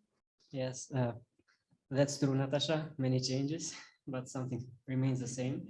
Nonetheless, I was going to go a bit back further than the 3-year duration of the project, maybe to 2018, when it was my first time at CF, and it was, if I'm not mistaken, Professor Marak, who firstly introduced, let's say, the proposal for the changing of the costing methodology, especially the tables 10A, 10B, which then became part of the future ERP. So that was the starting point. Before that, I suppose, shared among all of us was those very, let's say, strange tables we had to fill in, which were most of the time very hard for everyone to understand. And let's say with a new costing methodology and also with the support by the project, or at least I understood the nature of the questions coming from the colleagues in the line ministries. They were no longer asking, okay, either I don't have the information or I'm just putting this. Now they're being more specific, asking whether if it is in the budget or if it is not in the budget, do I have to introduce it? So by understanding their reaction to the, let's say, to the process, to how it was meant, let's say, to be done, you could understand that there was improvement, progress, but also an understanding. And also with new, let's say, additions to the wider team, even the new ones, they were no longer simply puzzled by it, but the moment they got hold of the, let's say, the guidance note or participated into one of the events, they were more clear about the process. So that truly helped them. And this goes just not for the project, but also the members of the FISR, let's say, project, the experts, local and let's say, Seth's team, Sasha, Yanis, Marcet, but also the wider team at the Seth. So yeah, it has made a huge change in improvement. Thank you, Elson. What about your team, Vedat? How did you see the methodology? I think Kosovo was among the countries that already had costing methodology, only not specifically for the ERP process. So when you see that backwards, how do you see the two, and how did you utilize the two and your colleagues from line ministries? Indeed, you actually read my mind what I want to say. It was good that the experts took into account the practices in some other countries in relation to cost methodology. Just before the time that we were working, the CEF was preparing the cost methodology, or it came as a requirement from the European Commission as part of the new guidance. Similar people, Yanis and Valmira, were working together with us to put in place a costing methodology for the previous national development strategy. We were working on a roadmap for implementation of NDS, and that was the somehow similar approach, similar practice that we were working to put in relation to costing methodology. And then we had consultations, I remember, and the event in Slovenia where it has been presented. What happened over the past 3 years, it helped us to spread the information and also help enable that line ministries learn much more about the costing practices.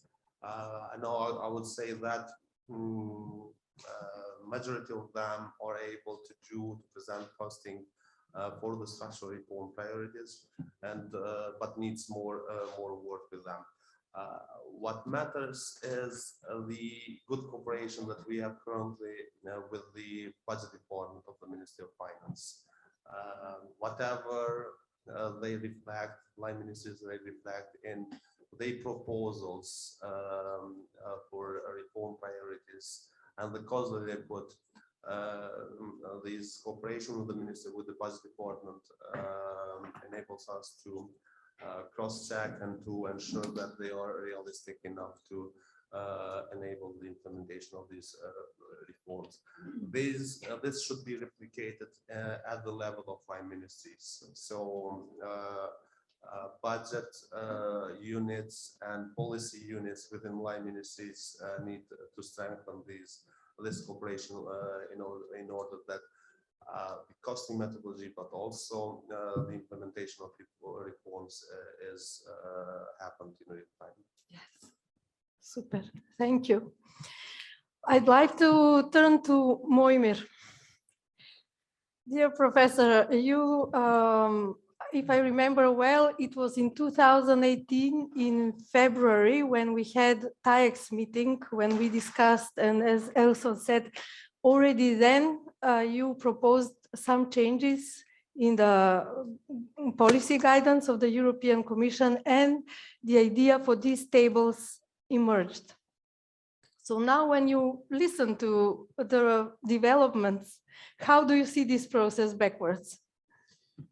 Well, maybe a few words why we came to this idea to do this thing, because I think Yes. it's useful to go a little bit back what somebody was talking at the beginning. I think Andrea was saying something on this. You know, in 2015, if you remember, before that time, the structural reform chapter of the what is today ERP, it was called that time differently, was not really a big issue. It was a kind of something, yeah, it's there, but the focus was definitely 2 and 3, so that was the fiscal side. Then we had this financial crisis, then we had kind of the pressure on growth in the EU member states, and then of course it's trickled down to the candidate countries that we have to do something on growth. And of course, if you want to do something on growth, this is then, of course, the structural reforms came into the picture. So this became one of the 2 priorities. And then, and here I will be very open with you, DG NEAR on the structural reform was not really in the best shape to, I would say, professionally support what is logical.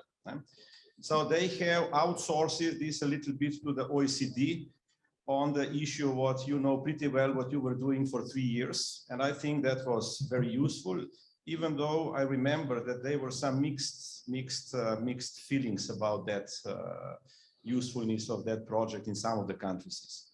But basically discussion, prioritization of these things was done, but all this time nothing was done on the financial side of these measures, reforms, which were always part of the ERP, but this was simply forgotten. And that was basically an idea that, you know, when this OECD project expired, that maybe we in the CEF can offer something to add to, you know, to complement. And that was, of course, that we came to this costing idea.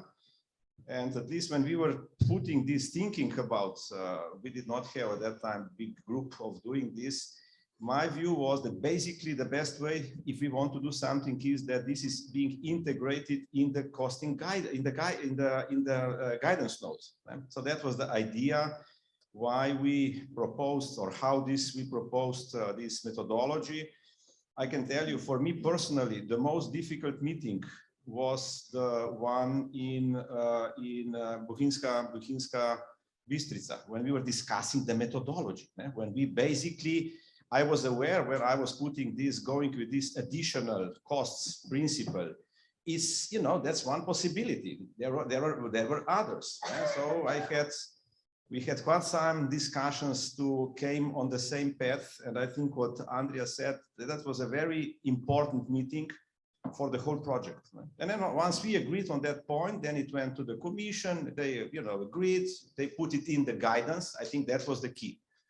Because once this became a guidance, there was not a question who will use this, who will not use it. It was clear that it has to be used. I have to say that, Verica, I remember we tested this already a year before that this was still not part of the arrangement, but it was already clear that something has to be done on the guidance, on the costing. And then, of course, that was the way how this developed. So I would say that costing was the core of the project when it was initiated. Then, of course, it went also a little bit broader. I was not always very satisfied with this, as you know. But if you draw the line, I think the results we hear today are good, and we should go, or you should go further. I think not to invent certain things which were done and they are working well to change them, but to go further on some other areas in the fiscal implications of structural reforms. Thank you. Exactly.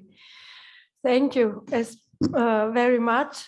And speaking exactly of the going forward from the costing, because the progress was very visible. I have to tell you, even for, within the first year, the improvements in the costing started, and it accelerated each year.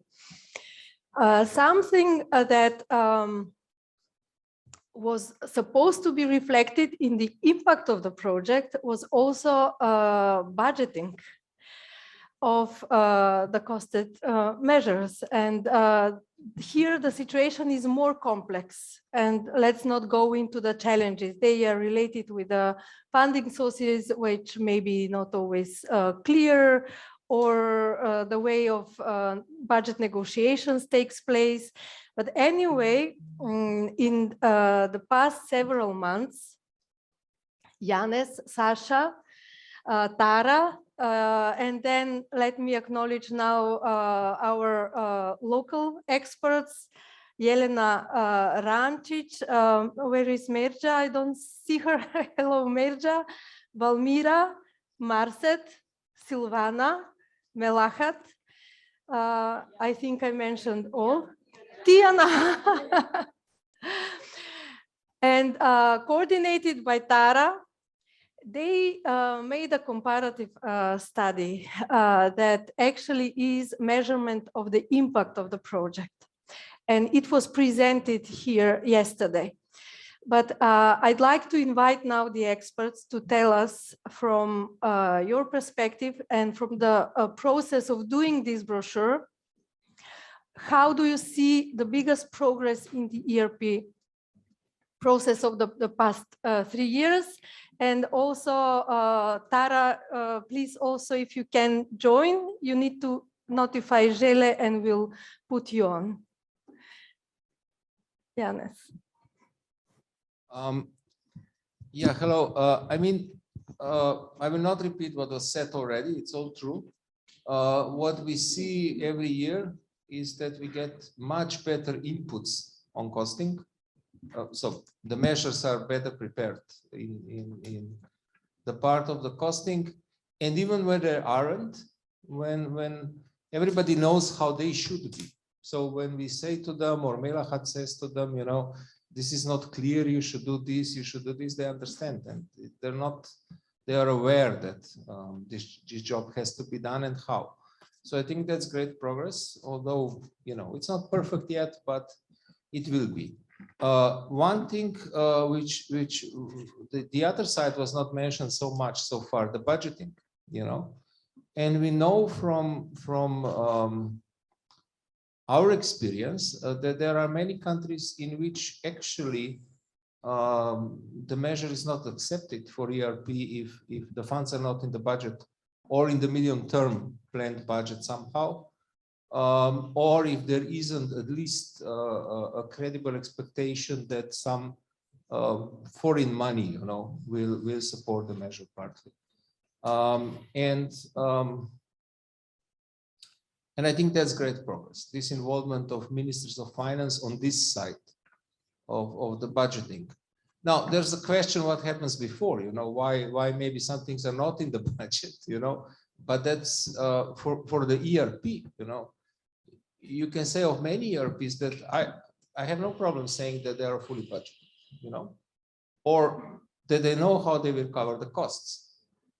And when we were working on this report, one thing became very apparent, that if you only open the ERP, you don't know this, you know, and I think that may be the problem that Commission has, you know. So in the ERP, what you see are these tables at the end and a little bit of text, you know, and if this is the only thing you know and the only information you have, you can wonder, you know, how did they come to these numbers? Or when they say, oh, they have money in the budget, you know, do they really have it? You know, where do they have it, and so on. So this is something we are thinking about now, how through I don't know, writing about this better or formatting these tables a little bit differently, maybe, to make this information visible to everyone who opens the ERP, that there is actually, you know, I mean, much more done than is seen from the actual document at the end. You know, much more better work. Yeah. So we are having a perspective here, I sense. Sasha.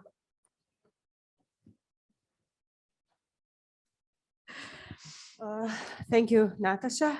So let me start here. The European Commission said at one point on one of these meetings that they want the ERP to be the backbone of the country's economic and fiscal programs.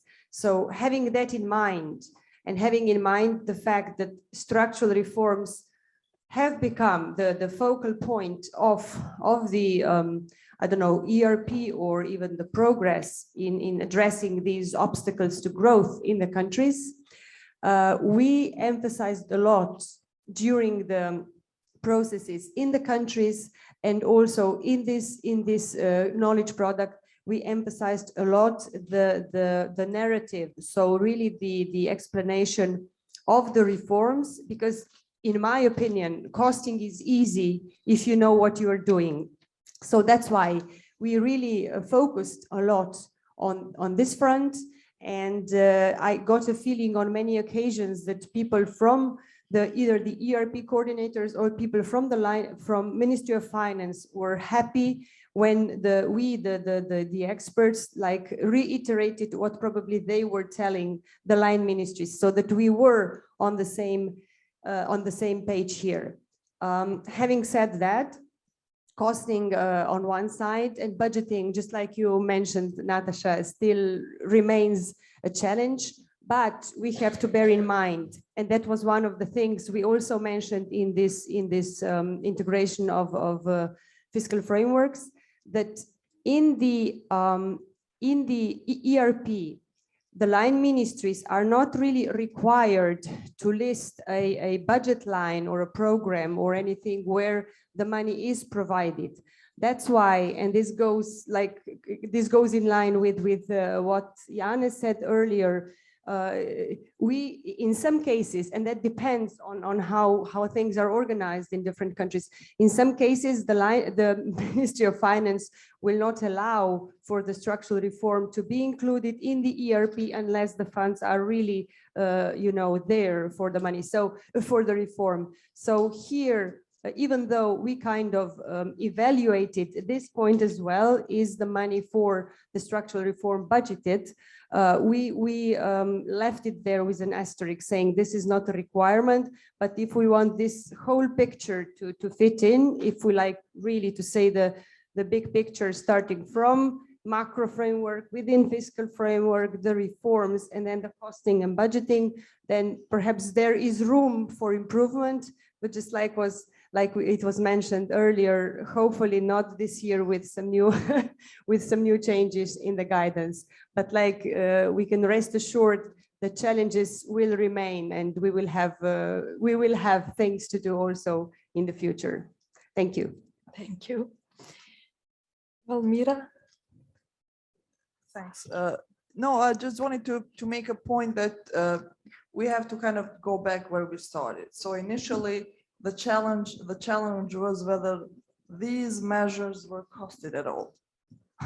So this was the first step. So that we all faced the situation that a number of measures were not costed at all. So this was the first, let's say, challenge that we have overcome throughout the process. Then the second phase was if they were costed, whether they were costed realistically, whether there is some logic of calculation behind these numbers. So I think that we have to some extent successfully passed also the second challenge. And the third challenge, which is very important, is whether these costs that have been costed properly are included in the budget or in the fiscal framework.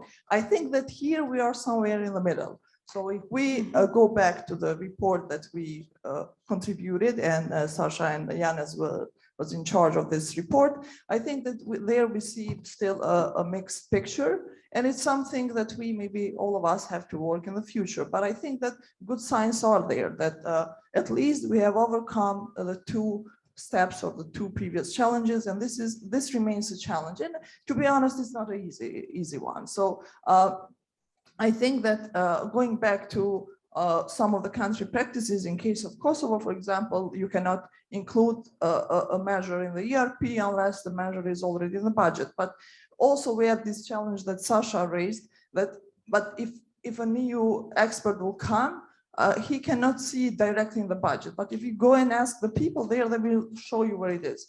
So this is maybe this linkage that is still missing, and maybe it's something, a food for thought for us in the future, how we can address this. But definitely, if you ask us whether there has been a progress, I would mention these three stages that yes, there was a progress if we consider of where we started 3 years ago. So this was, let's say, the overall picture that I wanted to bring, that yes, we have overcome two challenges, and in the third one, we are still facing it. Thanks. Yeah.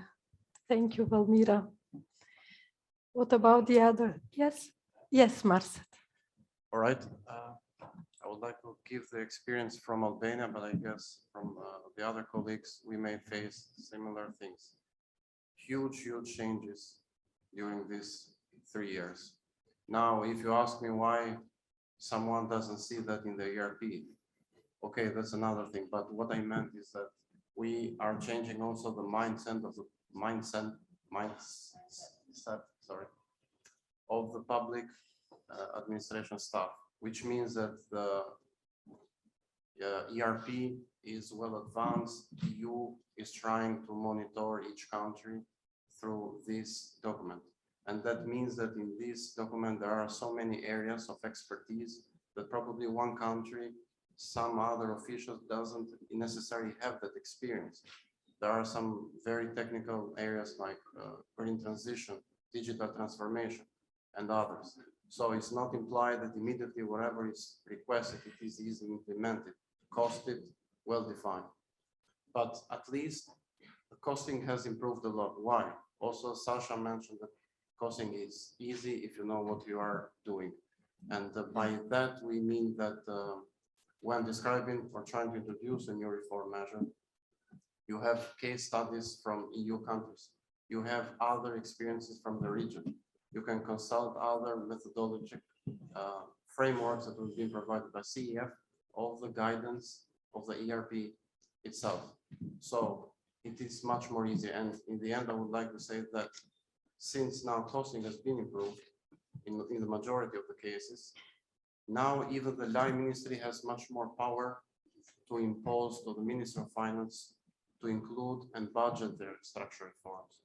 We know that the Secretary General come together, decide what is important to go forward, but in the end, Minister of Finance has the final say.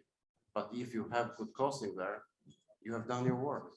It's not easy for the Minister of Finance to pass on that structural reform. And I see here that also the role of the line ministry has been strengthening during this process. And it's obvious to me, but we also face all the other challenges that Yanis, Sasha, and Vladimir mentioned, of course. But we will have time for those, definitely. Thank you. Yes.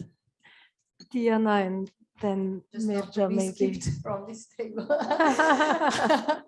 Well, I will not repeat what others said. As Yanis said, all of that is true. Methodology of costing actually contributed to consistency. Consistency of the ERPs is still issue, but as I can see, now you have a kind of standards, you have a methodology, and all ERPs you can analyze and you can read, knowing what you can expect. On the other side, costing contributed to institutional memory of the line ministries of Ministry of Finance. It is very important. That's something what we didn't have previously, and ministers can be changed, general directors, people can move from ministries and be employed in, but there is methodology that is very important, and that's that's the legacy that left to the countries. In this last year, how much I am engaged on this project, and from the point of view of Montenegro, in 1 year, not in 3 years, in 1 year, I saw huge improvement. I had chance to analyze through the knowledge product ERP 21-23, and I saw a huge improvement in the latest ERP regarding implementation of costing and budgeting. It is not improvement in 3 years, in 5 years. It is improvement from year to year. And I just can remember our first effort to make a kind of costing was I think in 2010, when we tried, and the costing was in sentences, not in figures. It was explained. It was explained. And someone mentioned additional costs. I remember with Professor Mrak when we tried, I think in 2013 in Montenegro to divide what is additional, to explain what is additional cost and what is total cost. Now it is our common language, common terms, so everyone understands what we are talking about. Super, thank you, Mirja. There will be chance everybody will say something. Is Tara online? Would she like to reflect? Yes, can we connect her?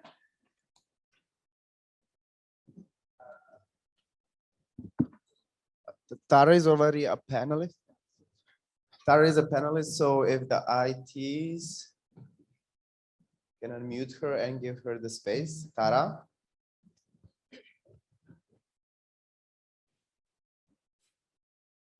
Tara Vasilievich.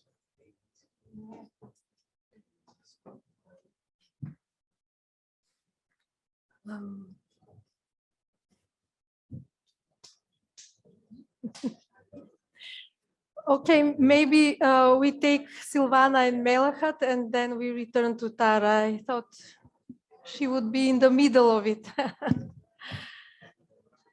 Shall we? Yes. Okay. what most of my colleagues said, I totally agree with that. I would just, when Natasha started to speak, the first picture I got was the webinar, the first workshop we had in Macedonia. When people were asking about the categories of costs and so on. So we need to start from the scratch in with some of the line ministries. And that is out of question for quite a long time. So in a year, in the first year, we achieved progress.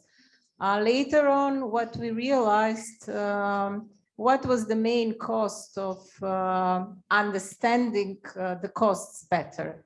The main cost was that people that elaborate the measures are actually different than people who make the budgets for the measures. And this is still the main challenge. We manage as teams, actually there were great efforts to put these people together on the workshops and to try to improve or to launch the way of financial thinking in the people that are elaborating the measures and vice versa in the budget people to raise awareness about the measures themselves and their broader meaning. So there is a progress done, and these publications show that. Also it was noted in the EC assessments reports for all the countries. There are challenges remaining in this area, but what was done is actually something very important, as the ground was set, I believe. And there is a structure now, so even colleagues could help to each other.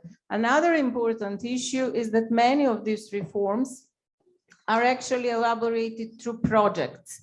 And it was interesting that people who were involved in the projects, first they were not part of the process, but then in the consultations, I had personally, as a national expert consultations, people who elaborate the project, people who, the measure people who elaborate the projects that supports them.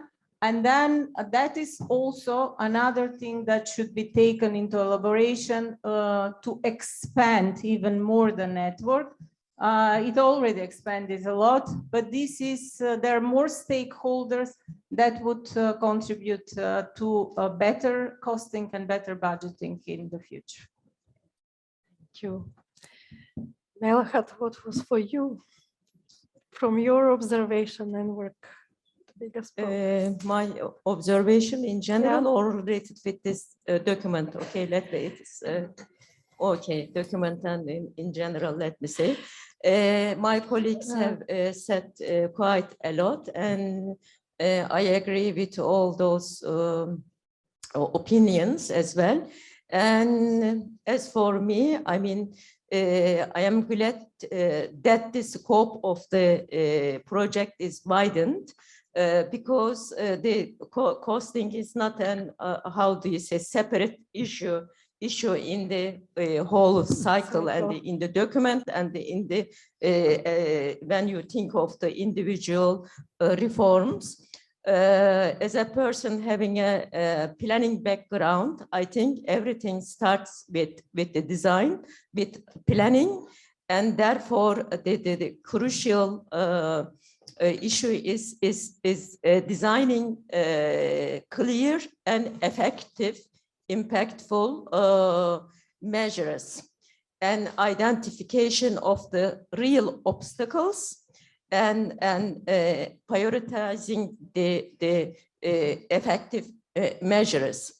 When you once do this, then the costing stage, of course, comes much more easier and the understandable. And when you go to measure whether the measures were impactful and whether you really targeted the identified obstacles, then you come with the impact assessment and the monitoring and evaluation. So this is, therefore, you need to have an holistic approach and integrated approach. So therefore, I mean, the project is in the right direction, and we are all in the right direction.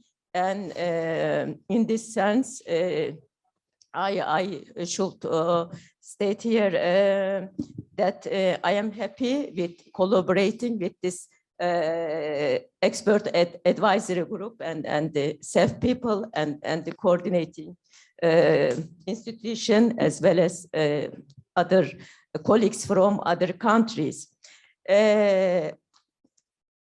If I say some few sentences related with the knowledge product, it has its limitations, of course. It only prepared based on the, at that time, last ERPs. Therefore, it is not reflecting the exact situation of the countries, because there are the cases or information which are not presented in the ERP itself. But it was a good study in order to see the internal consistency of the ERP and how it could be better presented in the future. In that sense, I think this study was a very good study, and that it is a good input for the future preparations. Thank you very much. Yes, and very unique by its nature. I don't know of any similar attempt. I So mean, in that way, one additional, maybe the details, how it was prepared, what was the difficulties in measuring the things and the formulating the questions, we have all told yesterday. That's why I do not want to take time and repeat them. Because we are not discussing now the knowledge product as such. Yeah, thank you very much. The process. The knowledge product or the impact assessment, I have to acknowledge here Vasil and his colleague Eleonora, who encouraged us to go into it. We thought that maybe this is a ground for which maybe external or independent evaluators should go, but at the end we decided it is part of the project and measuring where we are. We have Tara online. Ah, okay. Yeah. Then if Yelena and Irena, no problem. Sorry if I may, I think Tara is having some technical difficulties, so maybe if we skip her this session so that she can fix it with our IT back in Ljubljana. I think that all of us are used to these technical issues by now, so sorry for that, and Tara will engage on the next session. Okay, we go to Yelena about the Serbian progress, let's say. Okay. Does it work? Not the last. Last but not least. I just want to tell that I agree with all of my colleagues previous said about this.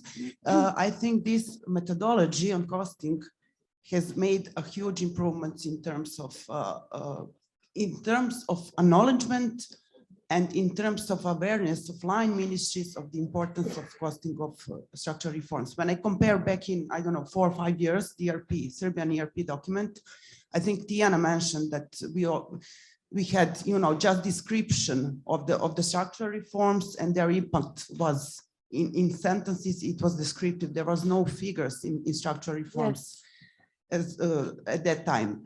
And now every year there is, you know, improvement, as line ministries are aware that they have to have, you know, to do proper costing in terms of that. Still, we have challenges. I think all countries do have. They are related, you know, within this question, whether they should cost additional costs and what is the difference of the total cost and additional cost and this kind of stuff. But I think there is a progress, and we should go forward with this. There is a progress, exactly, and it's a result of many factors. It's important that we acknowledge also to ourselves that we are doing the best of our capacity in the current moment in the process. At the same time, we learn, we build our capacity to be the best in the next moment that comes, key moment in the process. So this is how we progress. Something else that I'd like to acknowledge is when we were doing the first learning plan about the project with Robert, who joined us now, there were many dilemmas: costing and budgeting, what to include in the learning program, how wide to make it. And here I'd like to thank Janez for his support and ideas for setting up the first portfolio, which included also elements of accounting. We included then with Professor Mrak also IPA project management.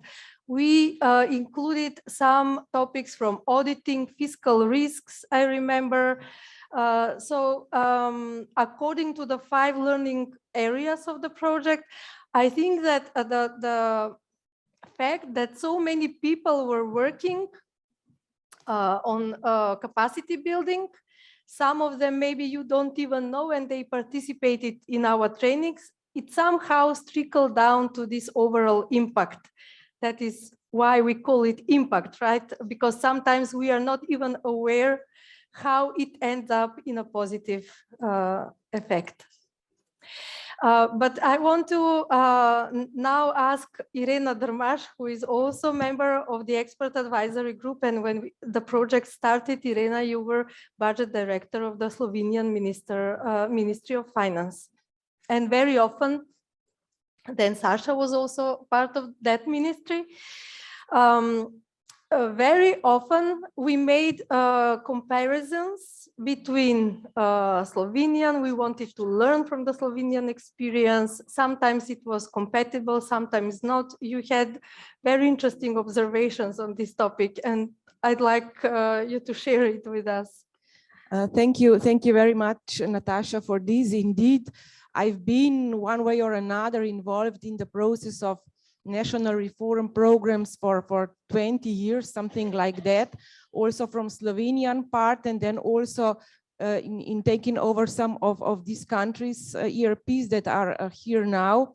And I must say, I must congratulate all of these countries that are here now, because I'm pretty much sure that the ERPs that are on the table now are in some ways now even better than the ERPs or the national reform programs of many of the EU member countries, because you have done a huge step forward in a way, especially with this costing, because I must say that the normal NRP of the EU country does not have a costing issue. And why this costing is so important, you know, what I see the difference in these 3-4 years is that the ERPs have become from like storytelling, you know, of what is needed, what should be done, what would be good, and the huge documents that were practically unreadable. So with huge numbers of data and some past information telling about how many laws do we have, but nothing telling about the contents. Now these documents have become very rich in the contents, and this can also be thanks to the costing methodology. Why? Because if you say, I want to do something, and it's just like, I'm wishing this to be done, but when you are back to reality, that you know, you have to know the steps, how you will do it, how many resources do you have, how many wages you have to pay, maybe you have to do the investment, maybe you have to do the systemic change, and these all costs. And then this is the huge awareness and the reality also for the line ministries. The line ministries many times thought, you know, that the reforms are there, but the budget is from the Ministry of Finance, or someone will bring the money from nowhere. So, but the case is that the awareness that the structural reforms are the ownerships of the line ministries and also of their budgets. So they have to budget themselves in their budgets what they want to do. And when they realize this, they take the look of the things differently. And I think this is the biggest step forward into this process. Thank you very much. It's important for us who come from the region to hear this. that we are able to make big steps forward. So thank you. Thank you. If you agree, we go with the second question related to the coordination. We'll go quickly now because we have 30 minutes left from this session. Many of you here are official coordinators. Many of you coordinate in many different ways. Sometimes it was, for me personally, difficult to say we want to improve the coordination process when we know how horizontal it is, how you already make efforts. And it was challenging how to address it. But I think there are improvements, visible improvements here, as Silvana already pointed out in the during the first set. Would someone like to start? If you didn't volunteer, I would have asked you, Amina. Yes, so, please. Yeah, thank you. Yes, coordination in Bosnia is a real challenge. It was a challenge, I have to say. But ever since the project came in, we have had a significant improvement in our work together, especially through the in-country trainings. They have really benefited us in working together to resolve the issues that we have. We have a long way to go still, but as you know, for us, ERP is, I've said this before, that it's a state building exercise. It's an exercise in building the economic policies within Bosnia at the entity at the state level. And it is especially important for us to establish these the coordination mechanisms, which we plan to do in the future, but we already have a great improvement in the coordination, especially among the coordinators sitting here at this table, and with the line ministries as well. Some concrete example, how do you do it? You have multi-level governance. Yes. And ERP has different cycle than all other countries. Yes, it will take a long time for me to explain to you and give you like specific Not the things. details, but still. But we did have, for example, if you remember, you were there at the workshop in Tarcin. For the first time, we had seated people from every level of government talking about that are involved in the ERP process, and that we're speaking within their fields, fields of expertise. And they were talking together, and everybody was having the same, very similar problems, but different approaches to these problems.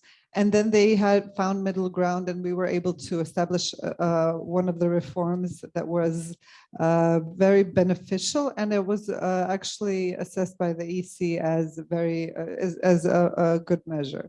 So that's one of the concrete examples. But going into all of this, we have a severely layered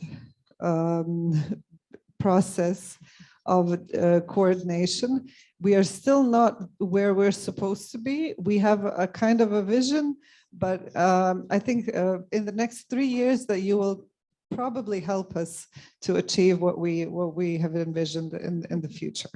So thank you all again, Sef, for all of your inputs and the fact that you specifically did not focus only on the costing with us, that you really focused on the coordination and helping us to have a better coordination system within us. So thank you.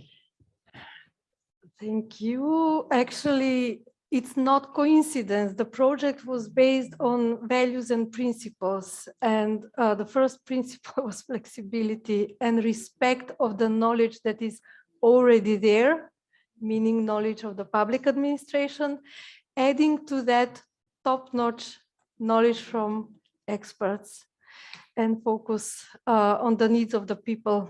So everything that seems, not everything, but many things that seems like coincidence or goodwill, they are practically working based on principles and values.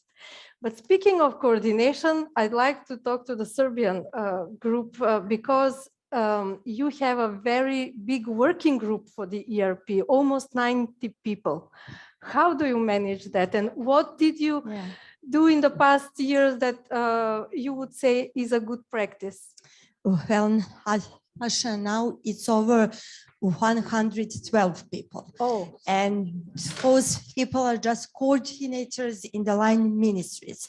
So our working group is actually much like wider and more humorous and everything.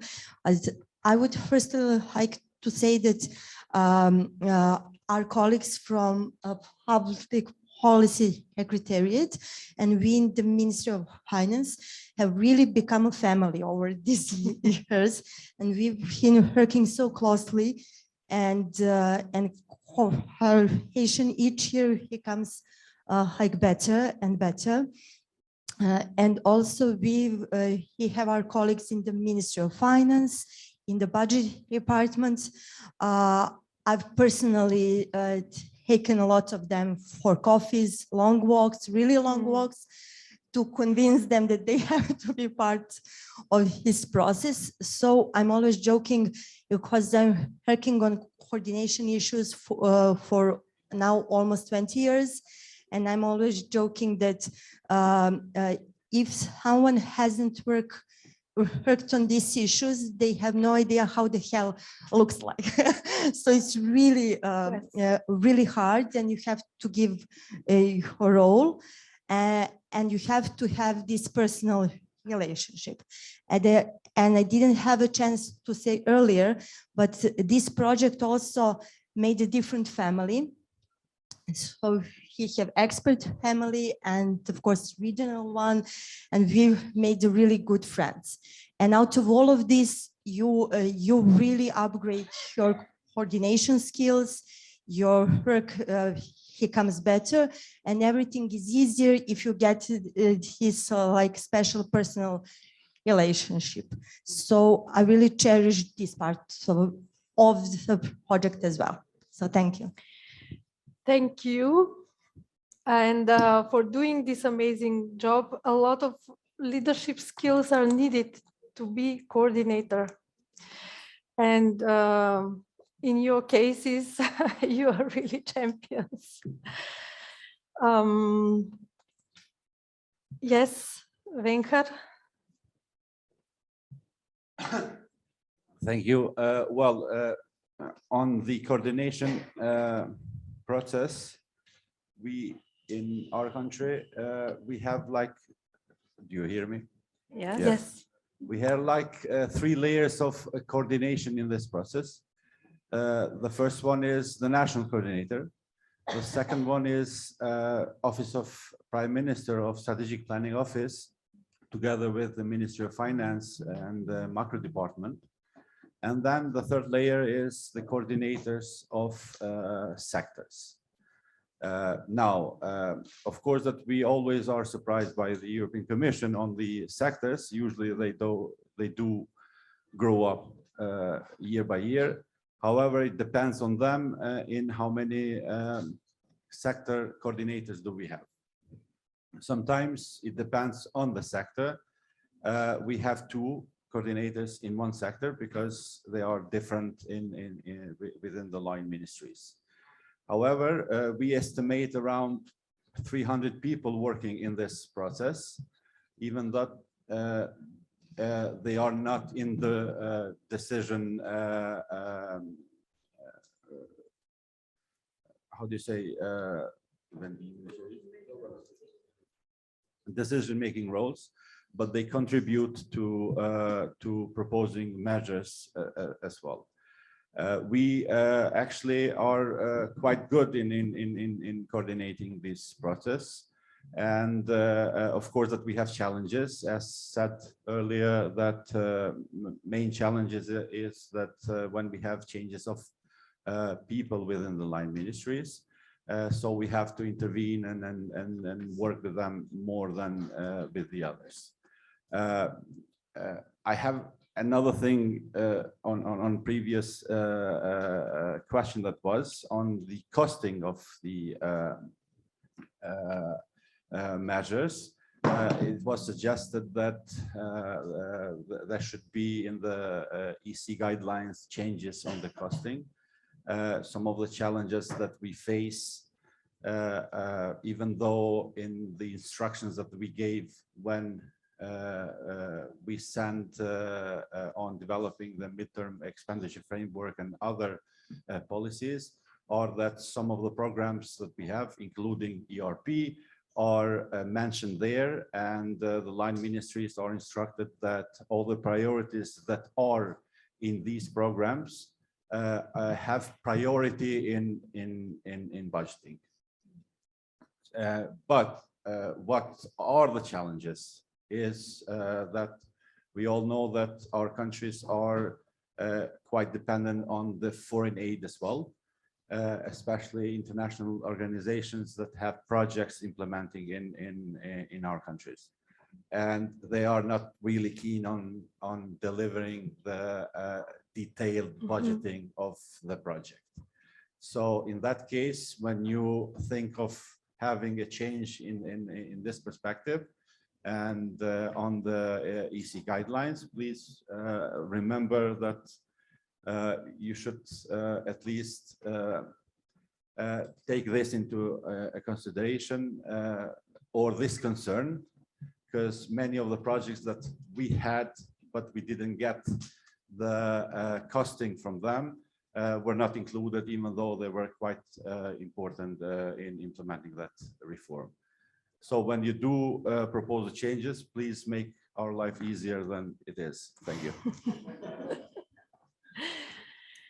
Thank you very much, Venhar. Everybody who knows you know how you are in the heart of the coordination with your support, Vedat, right? But I want to ask Gordana now specifically, because in you can as well, because the specifics in her case is that from Ministry of Finance you went to line ministry. So back to Ministry of Finance. In this journey, what did you learn about these connections related to DRP and your observations? What can I tell you? All this improvement from the beginning of Ministry of Finance helped us in the Ministry of Economic Development to improve the process of drafting ERP. Especially this year, we have a very huge number of measures that we consider with State Secretary and other directors of directorates. We have about 8 or 9 measures, and at the end we decided to go with 3 of them. So I can tell that especially process of prioritization was improved. Other than that, from the Ministry of Finance this year, we have a special support in the costing and budgeting. What Eric said, they make us our lives easier in the way that we directly planned budget for every single priority measure in the ERP. So I can tell I don't know how previously, in the previous period was the Ministry of Economic Development, but this year the process was very well designed. So you directly supported the overall capacity of the ministry to participate. Yes. And Bojana, a parallel question, how was it for you to have your closest collaborator go to a line ministry and see the changes there? Yeah, actually what I would like to say, we all in all our countries we have already prepared structures that are supporting our process. But if you would like to know how good your structure is, then some extraordinary event needs to happen.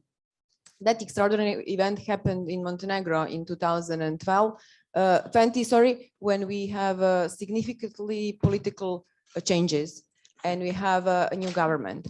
And that then I came to point of my closest associate that actually went to another ministry. By all of these years of preparation of ERP, then my feeling is then we have a lot of skilled and knowledgeable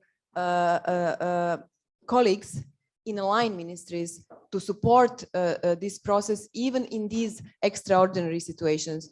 Because now, for this year, we had a lot of new decision makers in aligned ministries, and actually they have not any knowledge about ERP and about ERP process. And because of that, Gordana's role was very important in Ministry of Economic Development, because she supports the process from the bottom. In the Ministry of Finance, we have support of our state, both of our state secretaries. They are actually do that top managers cooperation. But I think that more important actually support was from the bottom and from the operational level, because we have let's say several very skilled people, just like Gordana, in each line ministry, and then it helped a lot for the quality of the document and the drafting process. Exactly, thank you. It is such a good example to hear, and example of how leading doesn't have to be always on the front.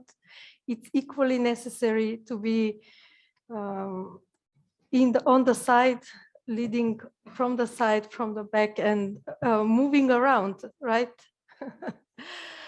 Okay, thank you very much. Yes, Elson, can you tell us about coordination? During the COVID, it was especially tough for you as well. Yes, I suppose it was the same for every other country. A tough, let's say, situation for coordination, especially when you consider that there might be changes within the government, but also institutional restructuring, which might hamper the process. When we know that both the ERP has these strict deadlines, that if you fall behind, then you kind of lag behind, and then you will see the after effects.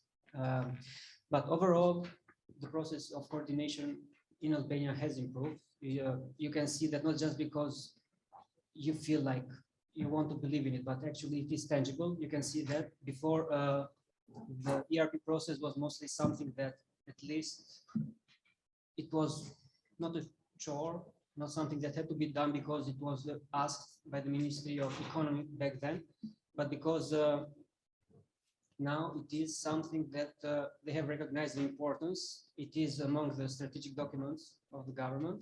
It is considered as such, and let's say the awareness has been raised to such a level that line ministries and other institutions involved in the process, they do realize that it is no longer something that needs to be done and then we forget until we restart the cycle. Cooperation with let's say the focal points in the line ministries has also been strengthened, especially in great thanks to the project. And by here I mean because they now know what the process entails, what it involves, and so they understand it's not just something that Elson is calling them and please send me the information. Yes. And this is very, let's say, it's a real life, because yes. I know this was a challenge, but it is not anymore. And at the last, sorry to interrupt, but the last face-to-face event in Tirana last autumn was a huge success. Yeah, it was, and you know, especially in this pandemic, there was this very real risk of having the coordination process take a strong hit in a negative sense, because you realize you don't have the person in front of you, or you cannot meet with them directly to actually communicate the importance, and other things take your attention. I suppose it's everyone's, let's say, experience that when you're in online meetings, you're also doing something on your desk, or maybe answering the phone or something else. So maybe it took, let's say, a second second level or second tier importance, the process, the risk of it taking. But no, when we met actually in person, you realize that people were not actually only happy and glad to meet one another, but they were also very happy to actually go back to the way so that coordination was, let's say, once more. Excellent. Thank you. I want to ask now our colleagues from Turkey. You also have a big group, and in your very often with the previous ERP coordinator at your meetings, you were you had expressed very good ownership of the process, and it was the way you communicated with line ministries that resulted with quick engagement, so to say, an absorption of these changes that we promote. Tell us more about it, Funda. Actually, in Turkey, ERP is not the first document we try to serve as a part of our fiscal framework or macro framework. We have already studied on national development plans, medium-term programs, something like that. So we use these coordination links to reach our colleagues in line ministries. But for at the beginning of this project, we had an administration change. So some of the line ministers merged, some colleagues went to another line minister. So we had problems to reach the right person who are working on the issues. So I think the activities we did from the beginning up to now, it serves to strengthen the coordination links in line ministers also. As you said, we have a huge group.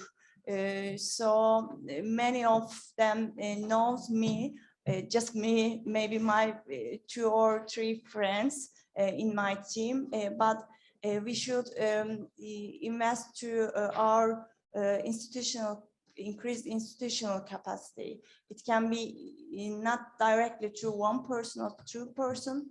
It should involve the junior public officials to the process also. I believe it will serve to our process, to strengthen our process also. Yeah, that's all I want to say. If you want to ask. I wanted to invite you actually. Coordinator is sometimes a glue. And this is exactly how Tashkent connects people is amazing. Well, thank you for this compliment. Actually, I want to add one more question, one more sentence. It will refer evidence-based budgeting. We are trying to make something holistic. We are beginning with macroeconomic framework, then going with fiscal framework, and we are trying to make things more tangible, more traceable with structural budget activities or projects. During this process, I'm observing in my country, we are really capable of transforming to evidence-based budgeting. I mean, this is one other side effect of this project. So, thank you. We are out of time, maybe in the next session. I maybe on purpose kept the table of North Macedonia at the last. Why? When I joined the ERP story, you were the first who said, we are ERP Secretariat. And then I thought, okay, are you a formal secretariat or not? And the first time this idea of a formal secretariat started working in my mind. How do you see yourself now after 3 years? And what do you still like this idea of being a secretariat? Is there a realistic way to go there? Reason why, please? Yes. Thank you, Natasha. Our working group is quite old, let's say. We've created a constant working group years ago because previously it was like creation of a task force each year. But it is very difficult when you cooperate with different people every year. So upon our initiatives, we created a formal working group, national working group for ERP, with ERP coordinators from each institution participating in drafting the document, because we wanted to have kind of institutional capacity built over time, not only to spread the knowledge, but to coordinate within the line ministries. Because in the beginning, we faced with, if some is member from, let's say, which department, energy department from Ministry of Economy, they don't contact other departments in the ministry because they are nominated, they thought they are nominated only for the energy part. But in the Ministry of Economy, you have half of economic issues in the country dealt with. So we said we need ERP coordinator within line ministry that will coordinate the activities within the line ministries and be a channel for the structural reform measures. So on the side of Ministry of Finance, we were a very small group at the time. Andrea as a national coordinator and me and my colleague being the ERP secretariat, we couldn't know how to form this team, but the first guidance notes about ERP mentioned this, but it was mentioned by the European Commission that this should be supported by kind of ERP secretariat. So we said, okay, we will create ERP secretariat of 2 people only. But it started well. The coordination, fortunately, we don't have issues with coordination with line ministries, maybe only in a sense that quality people are leaving the public institutions. So replacement is difficult because you need to build up capacities again for those people. Otherwise, the working group is more or less the same, and we, as my colleague from Serbia mentioned, feels like a community, like a family, because many times, lucky for us that especially me and Andrea have long experience in different areas, asked us about advice on very different issues rather than ERP, so we create this close communication with them. What is the next challenge we are facing very briefly? We see ERP not as a starting point for budget proposal. We try to promote it vice versa. We try to initiate thinking like in ERP process to be implemented in the budget process. So we are continuously repeating the recent years again and again, and now hopefully maybe it will be starting from this year even more strengthened this, that when discussing the budget proposal, line ministry should already think about the ERP measures. Of course, they are roll-on measures, but there might be new one. And then when having a meeting with the ministers themselves, we started this practice since last year to discuss the structural reform measures and prioritization. And of course, we insist since the beginning of ERP to have structural reform measures budgeted. I mean, it's one precondition to be budgeted. The second one is to be mature. We discussed a lot. I think the CEF colleagues remember during our discussions with line ministries, if we see that the measure is not mature, it is not accepted. So these are the preconditions. And last year, for example, when we had a high level, ministerial level led by our minister with all ministers that are part of this process discussing the prioritization of measures, the first kind of proposal for prioritizing the measures was done by me and Andrea. And we just do a traffic light, red, green, yellow, explaining why the measure should not continue with explanation, Then the yellow is, you know, on the border, either will be accepted or will be withdrawn, and the green are okay just to be refined or something like that. It was very interesting, and then this was used as a platform for discussion with the ministers. If they could justify the red one into green one, okay, but if not, this measure is obviously will not be part of ERP. And I think we had excellent communication with ministers. They understood the message, but now we want to go a step further to see it in the budget process.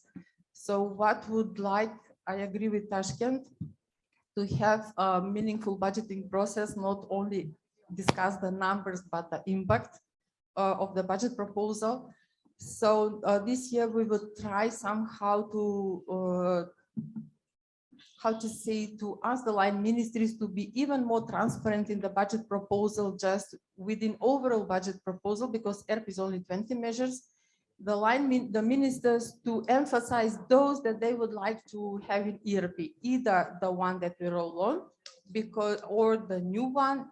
And then when budget negotiation is done in the autumn, we discuss parallel the structural reform measures so that negotiations go in parallel. I hope we will succeed with it. Thank you. Thank you very much. What I heard is that you need various skills to communicate, to negotiate, to connect people, to coordinate. And that's why they were included in the project. And one example from the Ministry of Finance of Slovenia was very often used by us when we were designing the activities or learning plans. And that was how Ministry of Finance of Slovenia was mobilizing the line ministries on the level of state secretaries. Right, Sasha, can you quickly tell us? So we have 1 minute. Yes, that was, okay. I can't promise 1 minute, but yes, that came out of real life, as Diana would say, when we were gathering data, because the Ministry of Finance is the core, whatever we say, the Ministry of Finance is the core of the line ministries, being a horizontal ministry. So when we realized that, you know, the state secretaries have to know what goes on in their ministries, and that's why the need was shown, and then the idea emerged, and then it was out of the use of EU funds. And then we started preparing the quarterly meetings, where all the relevant and the open questions were discussed, and the agenda was prepared. We prepared the agenda. We left the last item is always open for other state ministries to suggest their ideas. And I think it was just like with every other group that eventually emerges into a family. So it was, again, good to get to know people, because at the end of the day, when you are in a hurry for something, if you know the person, you call them, you discuss, you know the problem, and it makes life so much easier. This is as much as I can fit in 1 minute. So I didn't want to leave this example out of this scene, because we are discussing good practices. We have maybe two, yes, Yanis. Yeah, Natasha, I'll try in 1 minute, but I think we have complimented and mentioned a lot of people during these 2 days. But on this very question, what I would like to say, and I don't think it was said, is that I'm really impressed by how coordinators themselves, the ERP coordinators, and they're all here, have managed to really improve their work during these 3 years. But also I have some comparisons from earlier, you know, the drive and the ownership and the self-confidence that they put now in the coordination of the ERP is much stronger than it was, you know. And of course it goes back to Commission good feedback, and Commission being more friendly and acceptive of some initiatives and supportive, and our support, I'm sure, as well. But it's their work and their achievement, you know. So we should, I think, also thank them and congratulate them.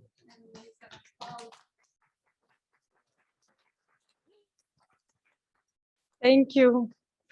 Well, we will not talk very much about the third objective, regional cooperation, because we will have a group photo and lunch together.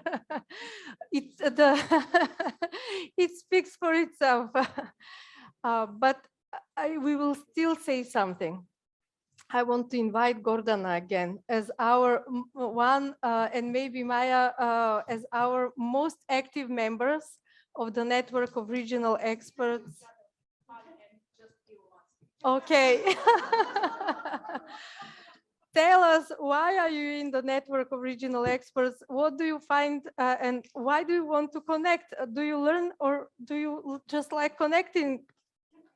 How do you do it? And how is Želimir there in the picture? Želimir is a friend. I came here strongly convinced I won't speak this time anything. But okay.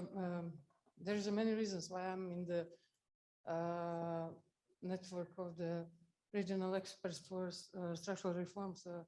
I was very happy when this whole thing started, because I knew it's going to improve many things. Also, when it's about regional cooperation, there are many colleagues that became friends throughout these 3 years. We are speaking a lot.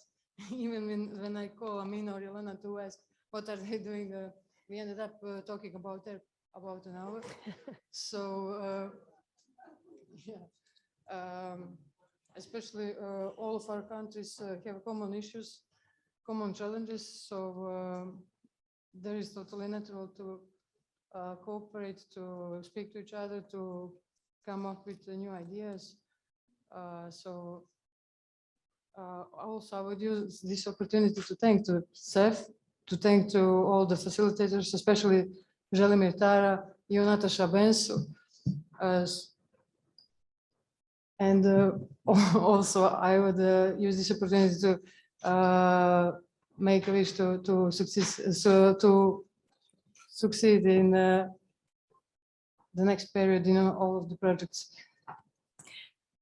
Thank you. Maya, would you join our? Very briefly. I think, in my personal opinion, that in a long run, this objective is the most important one. That's again my personal opinion. Of course, the first two are very important. As I said, I'm going to repeat myself. Maybe you should put your cameras on when we leave the hotel and everything is going to be said by itself. So Yes. thank you, everybody. And yeah, that's it. Very brief. Thank you. It's Maya. lunchtime. Exactly. Never speak before the lunch or after. Try to avoid to be the one before the lunch. Okay, I will stop speaking myself too. But Bensu will guide us now. Bensu, please. Yes, we say goodbye to our online audience. Join us after 60 minutes, 1 hour. See you when we will discuss the future. After the lunch, we discuss the future. Thank you for being with us.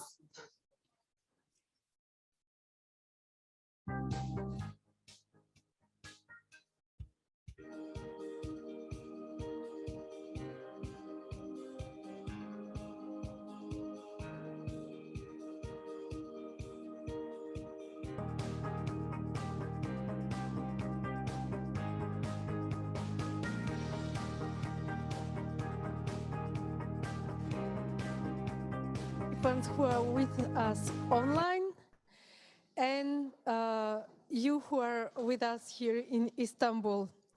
Our next session is looking into the future and the learning needs, and it will be facilitated by my colleague, not only a colleague, also a friend with whom we co-managed practically the project in the past years and we designed together.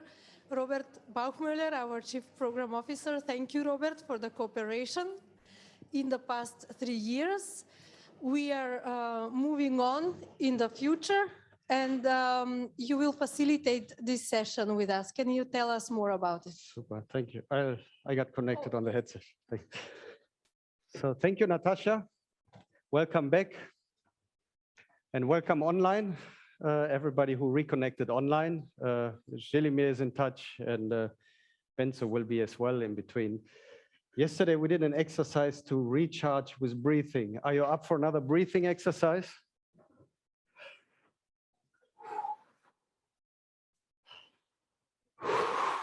Let's get the oxygen into the whole body. We will have to do some work now. What are we going to do? We had amazing looking back session this morning, and now we look forward. And we look forward for two concrete purposes now. We at the CEF, the whole team, many are connected online, and those who are here, we started our programming of concrete activities for next year. So whatever we will share now will be additional rich input for our thinking on what are the activities needed next year. We can, of course, we will be with you in the discussions, give you a hunch already what we plan for the rest of this year. But also this afternoon, we will have more presentation on what is this next project idea about. So concretely, let's bring out very concrete ideas now, what we need to organize next as learning events in 23. And everybody who will be now involved, you have different roles. Whom do we have on the tables? We have ERP coordinators, their team members, we have local experts, we have NRE members, we have some CF coordinator, we have CEF colleagues there, international experts, expert advisory group members, so a very diverse group looking at your country activities at each table. And when having the discussion, look from your perspective, not only about what are the topics, think also about what are good formats, not only the ones we know from online learning, workshops, face-to-face activities, knowledge products, but we learned yesterday, let's think also about novelties. So please bring them to the table as well. And also what could be good arrangements to work together on these activities. So this we will do in countries. And we will not devote the whole time to 23. We will also do some dreaming at each table, not in terms of we fall asleep now after lunch, no, in terms of dreaming ahead. And dreaming ahead means we had in the morning a nice session with Tina on value creation stories. We also heard your stories at the end of project 1, FISR. So we will, in the session we have now also at the tables, think of what are the stories we want to tell in 2025. So to dream there, let loose, like now in the breathing exercise, the fixed elements we already are aware of and dream on. So which stories you personally would like to tell in 2025 about the ERP process, about your own growth, and about the growth of your colleagues that you have enabled. So this is now the task. We will have 30 minutes about till 2 o'clock. 2 o'clock we will reconvene. The tables are already nicely set. I saw you arranged by country. I just put them there in the order as well. If I saw it well, we have here the team from North Macedonia, isn't it? Yes. The team from Turkey is number 2. Albanian team, table 3. We have the team from Montenegro at table 4. And where do we have table 5? Yes, over there, the Albanian team is table 5. Table 6 is Serbia, and table 7 is Bosnia and Herzegovina. So until 2 o'clock, address the 2 questions that I also have put here, just for our memory. Concrete learning needs for next year, and your dreams for 25. Afterwards, you will have to present. So pick a person from your country who will come with the flip chart up here. You will be on stage, yes, to present. What? Pardon? Yes. It's 7 minutes to 2. Okay, I meant, okay, good, somebody listen to me. Thank you, Sasha, thank you. We return at 2:30, but we can return at 2:30. The group online, you cannot sit with us at the table, but the questions you also see, they will be also shared with you online. if you share in the chat, what are your thoughts for different countries, and come back at 2:30 when we see country presentations. See you back at 2:30.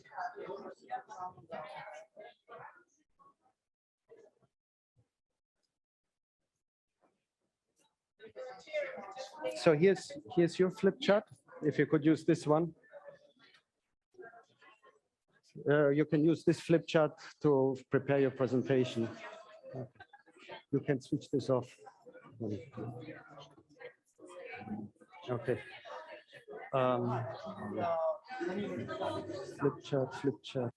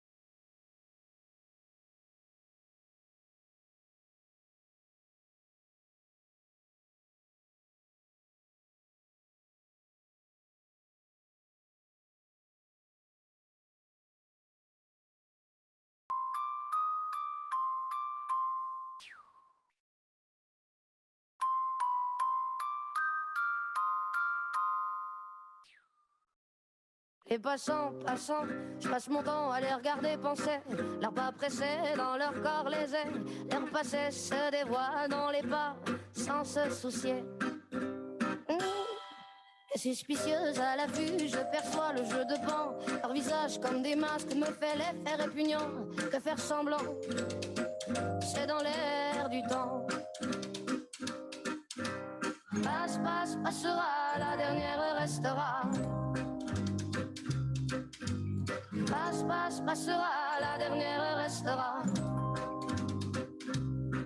Enfin, en effet, que de fait, le fait est que l'effet se reflète à sa capacité de prendre le fait tel qu'il est, sans se référer à un système de pensée dans sa tête.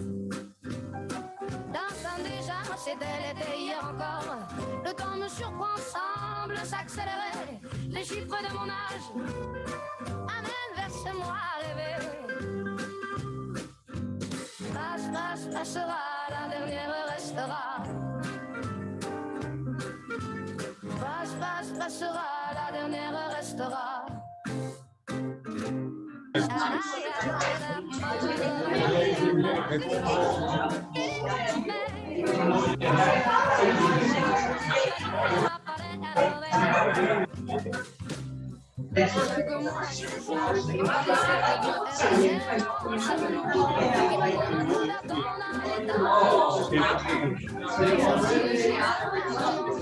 Fatih bana şey sesi de geliyor. Ha.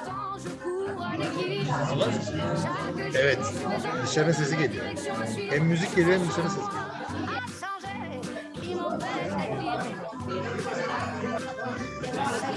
S'expose dans les vitrines du monde en mouvement. Les corps qui dansent en osmose, qui se penchent, se confondent et s'attirent irrésistiblement.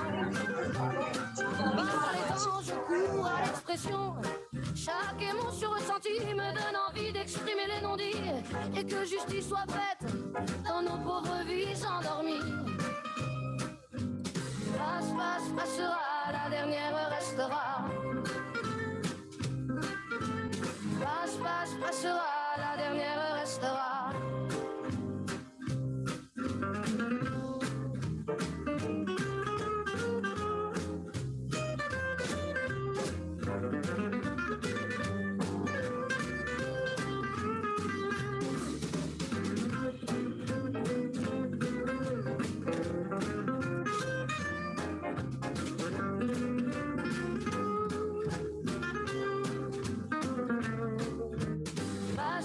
Passera, la dernière restera.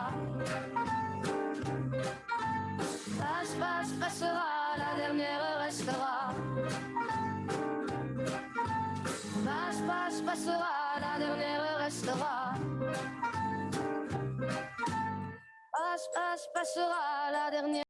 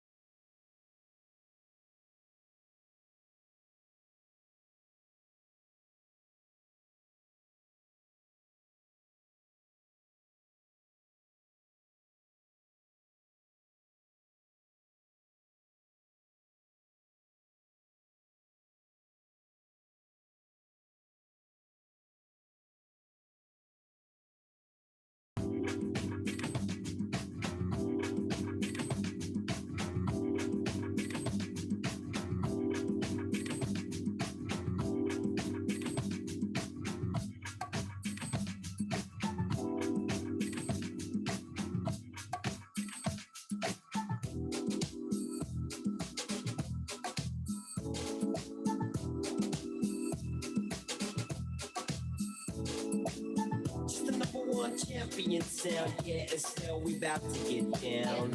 We're the hottest in the world right now. Just touched down in London town. Bet they give me a pound. Tell them put the money in my hand right now. Tell the promoter we need more seats. We just sold out all the floor seats. Take me on a trip, I'd like to go someday. Take me to New York, I'd love to see LA. I really want to come kick it with you. You'll be my American boy. He said, hey sister, it's really, really nice to meet ya. I just met this 5'7" guy who's just my type. Like the way he's speaking, his confidence is speaking. Don't like his baggy jeans, but I like what's underneath there. And no, I ain't been to MIA. Heard that Kelly never rains and New York's hard to wait. First, let's see the West End. I'll show you to my bedroom. I'm liking this American boy, American boy. Take me on a trip, I'd like to go someday. Take me to New York, I'd love to see LA. I really want to come kick it with you. You'll be my American boy, American boy. La la la la la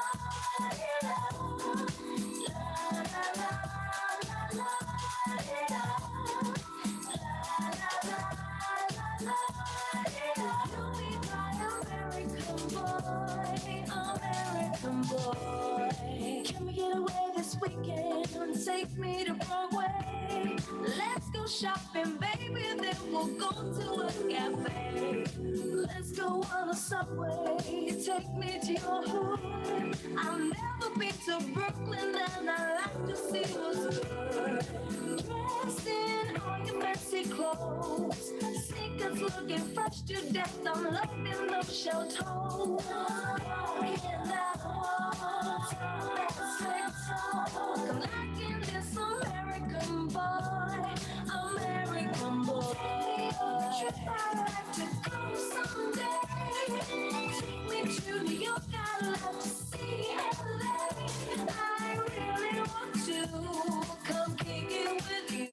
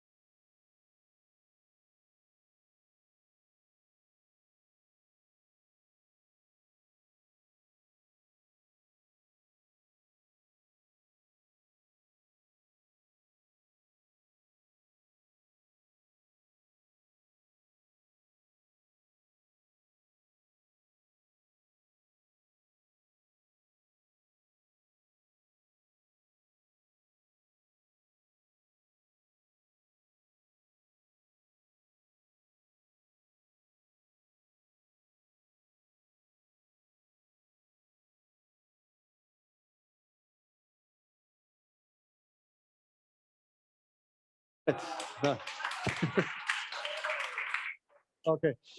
I need to do this for the sake of all of us because we want coffee at some moment, but we want to listen to each other also. Okay. So how do we start? You enjoyed it? You would like to do another hour? I don't think I would get the hour. Okay. Let's start with number one. You have 4 minutes and I need a good timekeeper. Who's a good timekeeper? Who has a watch? Bojana, super. Bojana is timekeeper. Can you do this? Okay, then you just start clapping. Start clapping when it's 4 minutes, so we have the signal.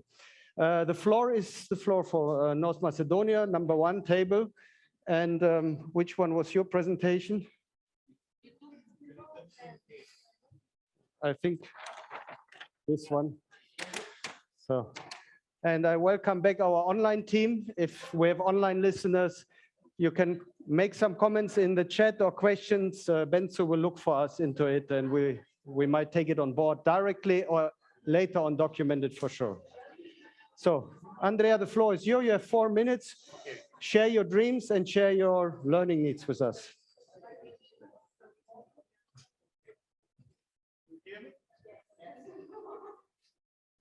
So regarding the first question, which is about our learning priorities in 2023, we have started to work on one very, very big priority with CEF. This is collaborative approach for impact assessment.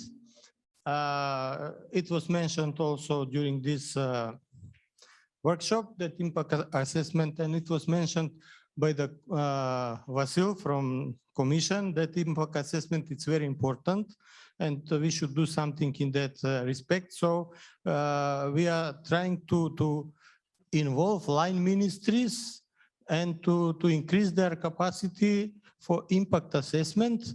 There are 4 topics that are going to be covered by this activity, and in fact in 2023 we will begin, but it will take 2 to 3 years to finish this activity. Second activity is adjustment of budget circular to include ERP structural reform measures. We noticed that even though the reform measures are budgeted, it's difficult when you read budget to find where they are exactly. And it was also mentioned during discussions that it's good to improve this identification of reform measures within the budget when you read to find it much easier. So we are going to work to improve budget circular as a document, the form where line ministries are proposing their activities to be included in the next year budget, to have their easily identified reform measures that they are going to be also proposed to be included in ERP. So when this process will be finished in this improved budget circular, we will always require to have that reform measure in the circular that they are going to propose for ERP to be included for the latest edition of economic reform program. This is about first question, and the second question about our dreams, as you said. Yes, so 2025. One morning we wake up in 2025 and we see that first line ministries have capacities for impact assessment and do impact assessment on all their activities. So everything is assessed and then it's easier to choose what is the highest priority. Also, when we wake up, then we have improved budget process, which is based on DRP. What we are trying we have been trying this 7-8 years to properly done in ERP. When we wake up in 25, all our budget will be like that. And we were very much satisfied on this table and very much cheerful. And then Yanis came and started to laugh very ironically and spoiled our satisfaction. Thank you.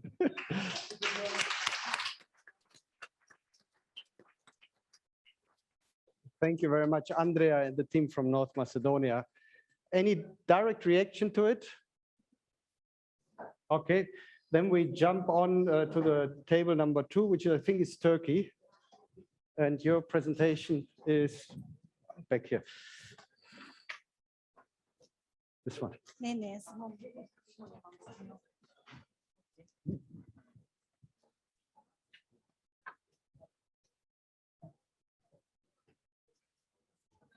Okay, I am going to present the first part, the priority events that we have taught, not only for the 2023, but we have listed what we identified as the priorities. So the first thing we have identified the training of the newcomers, as the turnover of the personnel is quite high in Turkey. That's why there is a need for providing the trainers for the new people coming in. And another item we have proposed, the training of the trainers, because there is a capacity already developed via this project or via other channels, that they must be in the system and provide the trainings. Maybe there can be a special event directed towards the potential trainers in the country. And coordination is defined, another important issue, although the ERP coordinators team is one of the best practicing in the region, but there is a need for improved coordination in the institutions, in between the institutions and between the other stakeholders and with the other departments, because the importance of the coordination is increasing as the areas, structural reforms areas are increasing and the number of the stakeholders are increasing. So their load is becoming more and more. Costing is, yes, it is not criticized in the recent assessment documents of the Commission, but still there is a need for a comprehensive and clear design of the measures and the activities so that we can also be sure that the reforms are costed well. Another issue is the ensuring the clear integration of the structural reforms into the budget and the fiscal framework, and even the existing links cannot be described in the ERP itself. There is a need for clear narrative in the documents itself, but there is also need to improve this link. Impact assessment, of course, I think there is a need for this across the region, and also in the context of this and in general for designing the measures, the KPIs also the important issue. Monitoring is also related, and another item we have identified is the internal and external consistency of the document. When we set the external other policy documents and this new issues like Green Deal, digital transformation, gender issues, and the other policy documents. So this holistic and integrated approach should be strengthened. And as there is the process, the dynamic process, there will be always need for the, how do you say, for improving the capacities all the time. There will be all new novelties. Therefore, we need to. Sorry that I interrupt you.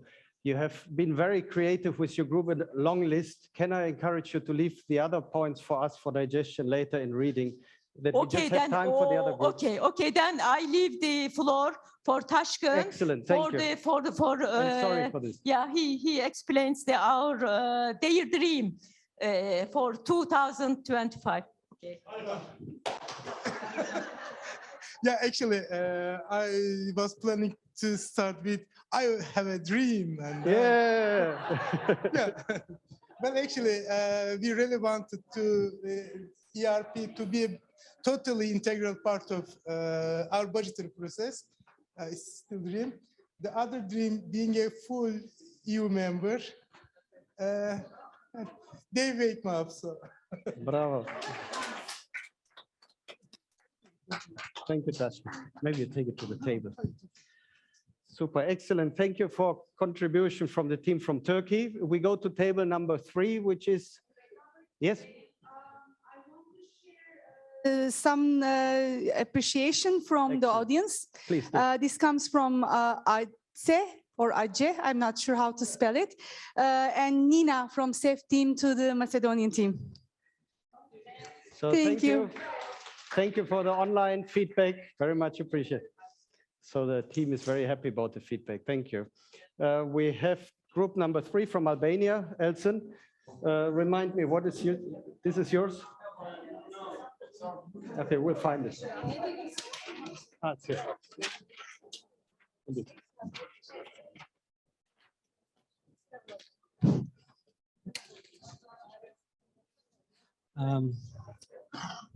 So basically,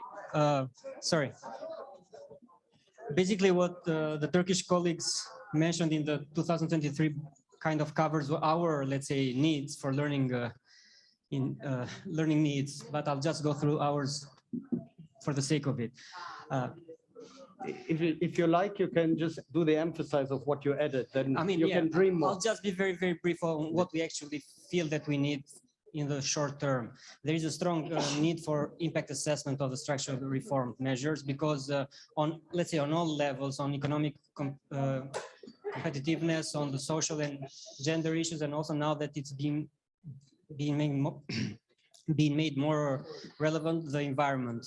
I think that line ministries in Albania still have a lot to improve upon this, and I believe that it is quite relevant, especially for this next ERP cycle. We would still like to have a continuous advanced knowledge of the structural reform drafting in the ERP, but also in the wider context, and costing, budgeting, as I mentioned, impact assessment, and also monitoring of the implementation. I mean, there is that table in the ERP document, but mostly for the sake of the implementation of the measure so that we have our own, let's say, internal understanding of how the measures are being implemented and what is the progress. I think this is very important in a sense. Coordination with introduction or with the addition of extra actors in the process, especially now in the FISR 2, there will be a need to involve them more proactively and also to actually engage them to contribute directly to the ERP process, but also through the more direct actors that are the line ministries. This means the NIPAC office, the PMO, they are involved, but a more, let's say, direct involvement. And the meaningful consultation, I mentioned this because also the Commission does this every time, that there needs to be a consultation of the measures with the external stakeholders before, during, and after. I mean here, not only the process, but also the structural reform. This is important to make it so that the measures themselves, the structural reforms, are what, let's say, the society needs. And our dream or success story in 2025, this means here, we want for the ERP process to actually be encompassed across all the institutions so that it is the standard, well, not modus operandi, but It is how they do their day-to-day job in most aspects that relate to structural reforms, the costing estimation, budgeting, impact assessment, so that it is not just something that is used for the ERP purposes, but it is also in their day-to-day work. And I think also for a learning organization, for them to, to create this culture as part of the process. I think that about covers it. Excellent, thank you.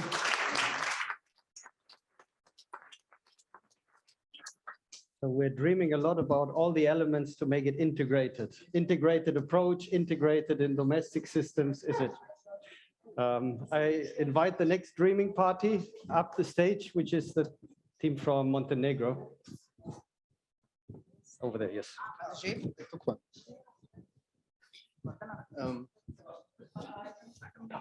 No, we'll do it together. I didn't want to do it alone, and I just dragged Gordon up the stage with me. So yeah, I think that we don't have everything on the flip chart because Boyana had a lot of ideas, a lot of wishes, and thank you for that. So just going through quickly in 4 minutes through everything. Of course, continuation of knowledge sharing for costing. Here we discussed about that actually let's say some kind of learning initiative for costing itself should be part of the preparation process of the ERP and that Boyana should actually implement them with the support of CEF and where needed. Additionally, what they need, another need that was singled out is actually support regarding the KPIs. And of course, huge need was actually about the clear definition of what actually a structural reform is, what is a measure, and what are the activities. And this would be maybe beneficial to have it as a knowledge product. And I really like what Boyana said, a knowledge product for dummies. So like really clear definition, what is what. Another important thing is maybe Gordana can here compliment me, the role of state secretaries. Just repeat what you said. Okay, our idea here was to strengthen cooperation and support from the high level in early phase of drafting ERP, and just to emphasize the meaning and the importance of the ERP. So what do we want to say here? So to put additional importance on the state secretaries. The state secretary is actually the doorway to the minister, and actually the state secretary is the doorway to raise the importance of the ERP as a document itself. So if we raise awareness of the importance of the ERP with the state secretaries, if we have state secretaries that are aware of the measures, what are the measures are, they can talk about the importance of the ERP with the ministers as well. Also to discuss about the economic and time-wise impacts of the structural reforms. In the end, Boyana also expressed the wish for some learning initiatives on facilitation, mostly visual facilitation, because she saw how great posters that we do in CEF. And if I did not forget anything, maybe the thing that we don't have on the poster is Dream for 2025. Definitely, at first, Boyana was modest. She said that she wants a continuation and a linear growth. So small incremental growth and advances. And of course, what they need and want is the ownership of line ministers of the ERPs. And of course, then we decided to also say that when we wake up in 2035, Montenegro doesn't have an economic reform program, but a national reform program for member states. Excellent. Thank you, Gordana. So the dreams are building up, dreams for your membership. And now we have the team from Kosovo. Where do we have your presentation?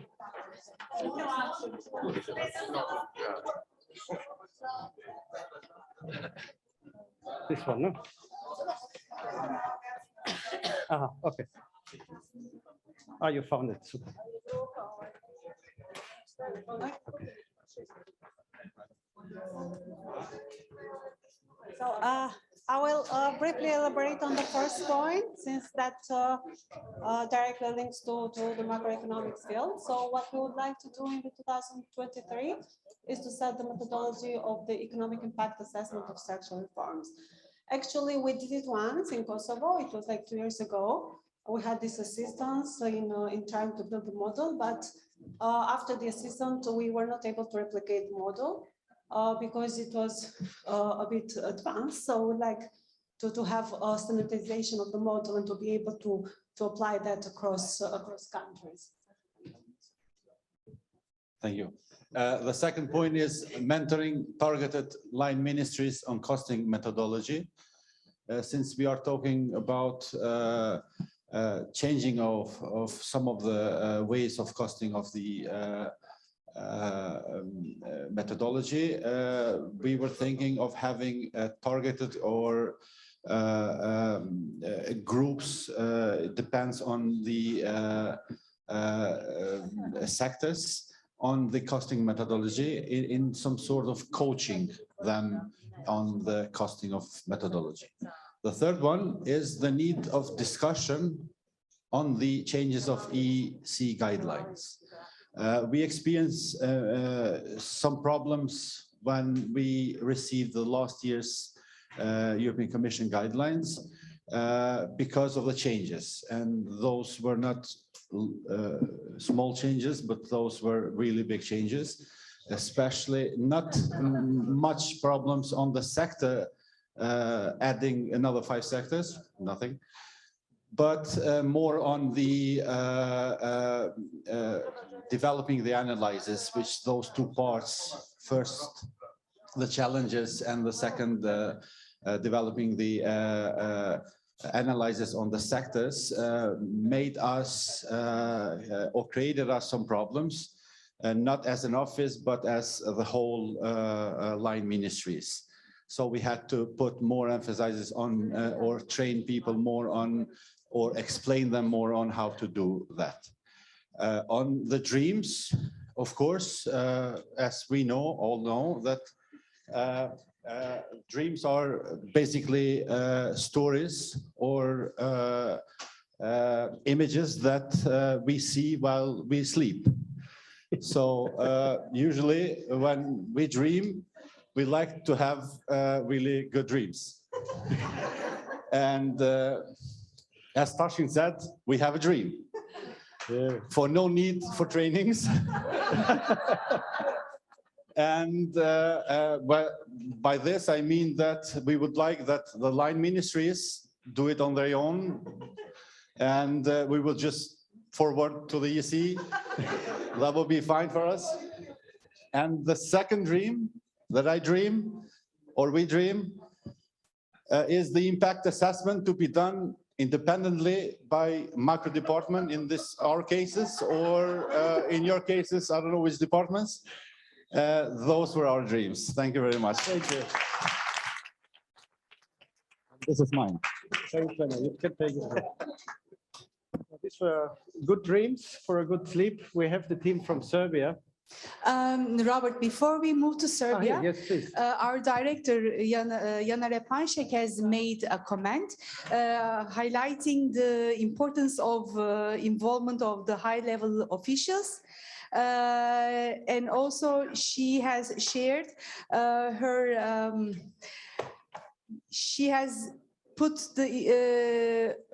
she has shared about the upcoming project on FISR 2 that we will be having more activities to support our teams, and she is really looking forward to be a part of it, active part of the upcoming events for the next year. Super. Thank you, Jana. Nina comments to Kosovo team.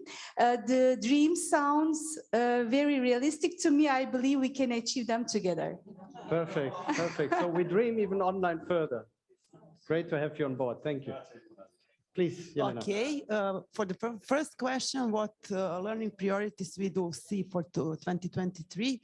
We see actually a lot of issues, but the main that we put here, the main 3 issues and learning needs are first training for our ERP coordinators within line ministries for the whole process of coordination, because currently we have a situation that we have one or two inline ministry ERP coordinators, but they do not understand responsibility, that they are actually responsible for the coordination among all the departments and sectors within their ministry. So what they usually say, okay, this is responsibility for my department or my sector, and that's it. And I don't want to coordinate among all the others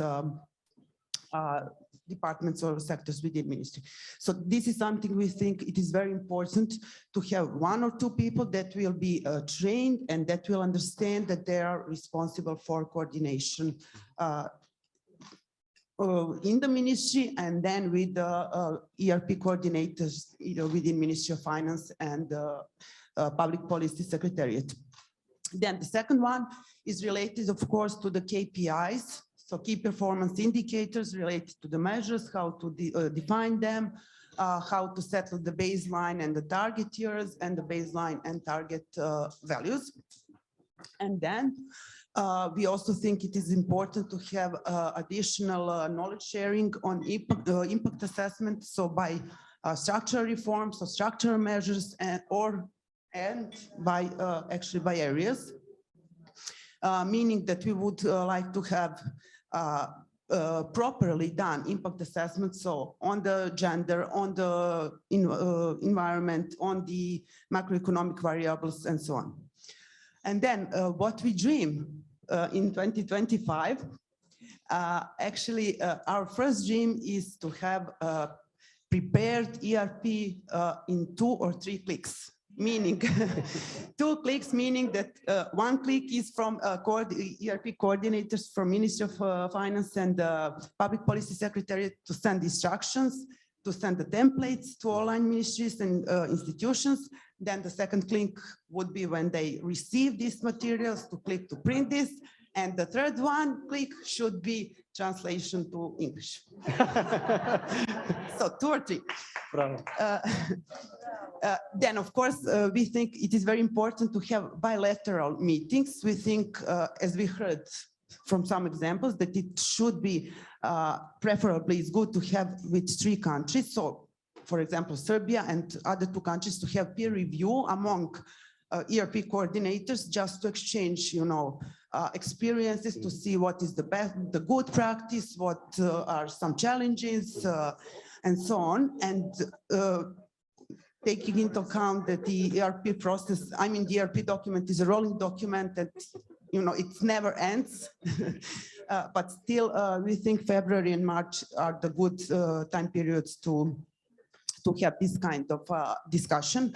And we also think that this will be good to have this kind of meetings outside for example, Belgrade, because it is very important that people do not, if it is in the Belgrade, for example, the people will see, look at their phones, look at laptops, checking emails and so on. So it's better to have outside the capital. And of course, we think it's very important to have trainings for all teams regarding the ERP, those teams within Ministry of Finance and within Public Policy Secretariat that are working very hardly on preparation. And they're actually the big teams of, I think, around 20 people. So it will be very important if we could fundraising, or have some funds for trainings for those people. Excellent. So many thanks, Jelena. Thank you. Thanks to Jelena and the whole team from Serbia. You see, each team brings fresh additional thoughts to it, and we reconfirm some of the ones we have heard earlier. There's one team to go, isn't it? Team from Bosnia and Herzegovina, how quick are you here on the stage? Super. You have your slide here already? Yeah. This one is yours? Oh, no?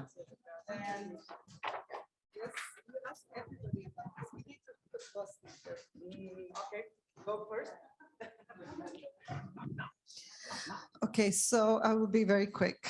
So for 2023, we are planning to go back to the technical. So I don't know if everyone is aware, but we really focused on the coordination of the previous FISR project more than on the costing. And now we want to go back to the costing and really focus on this. And the way we would do this is to have 3 workshops divided amongst the reform areas. And we also wish to make a more clear connection between Chapter 4, the fiscal framework, and Chapter 5, the structural reforms. And we would use the fiscal framework mini project that we did with the FISR project as a role model for the structural reform chapter. And of course, we need to do some soft skills, especially listening and negotiation skills. Yes, I think we all need to listen a little better. For 2025, our dream would be to have this connect to Chapter 4 and Chapter 5, to have a clear methodology for Chapter 5, and to have the process of the preparation of ERP in place. So that's it. Thank you. Perfect. Thank you, Amina. Thank you. Thanks to the team from Bosnia and Herzegovina, and an applause to everybody. Robert, before we go for coffee break, I want to reflect one comment on the screen from Jana Repanšek. I want all of the teams to see what our director has put on the chat box.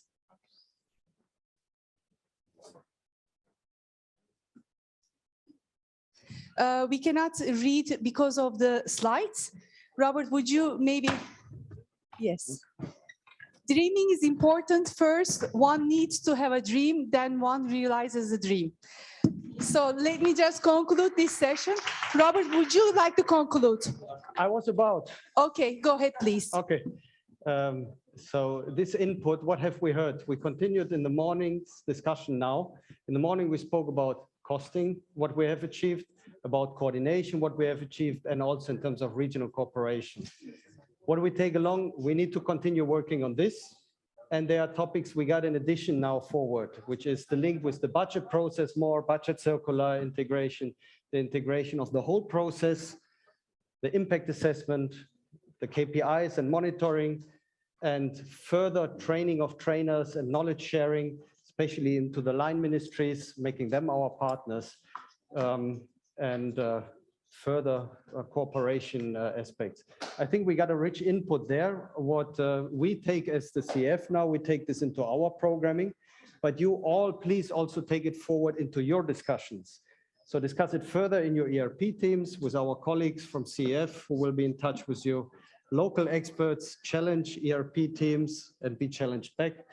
And similar, the international experts that we engage to also help us think it through so we make it most concrete.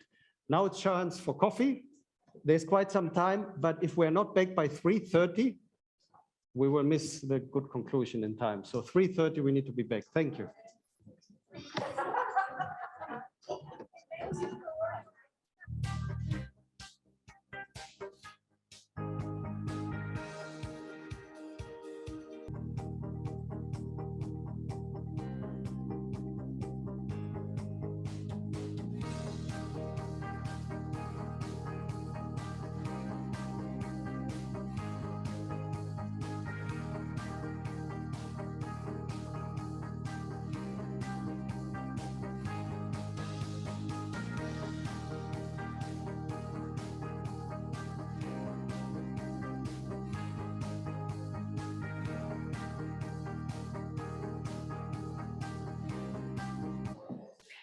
And here we are back again for the final session of today.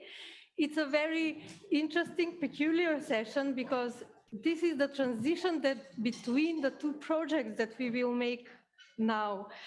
It's actually one continuity, it's one wave ending, but the next wave in the ocean is coming. And I'm happy, I'm honored to have a chance to lead this first FISR wave. And I would like now to acknowledge the team that worked on the project together with you on the side of CEF. FISR project changed CEF as well, as some of you rightly mentioned. It brought new insights for us, new ways of working. It was very horizontal project. I think every one of the 32 employees participated in the project, and I kindly thank to all of them for their roles. I'd like to here name also the team that worked together with me on the project management. We were separated by functions, so to say. So in the first package, project management, led by me, was also very important person was Bojana Crnadak, who was, when we started, was leading the event management team, and then my colleague Mojca Petrovic took over. My colleagues Kaja, Gasper, and Jovana were the risk managers. And Natasha Verbnik, our finance officer, who managed all the transactions. Bojana later on took the contract management on herself. The second package of the project was about communication and visibility, and it was led by Tina Žagar, with additional colleagues like Irena, who is here, and then also Uška Miklic, who is dealing with our social media. She supported all the events through the Facebook, LinkedIn account, etc.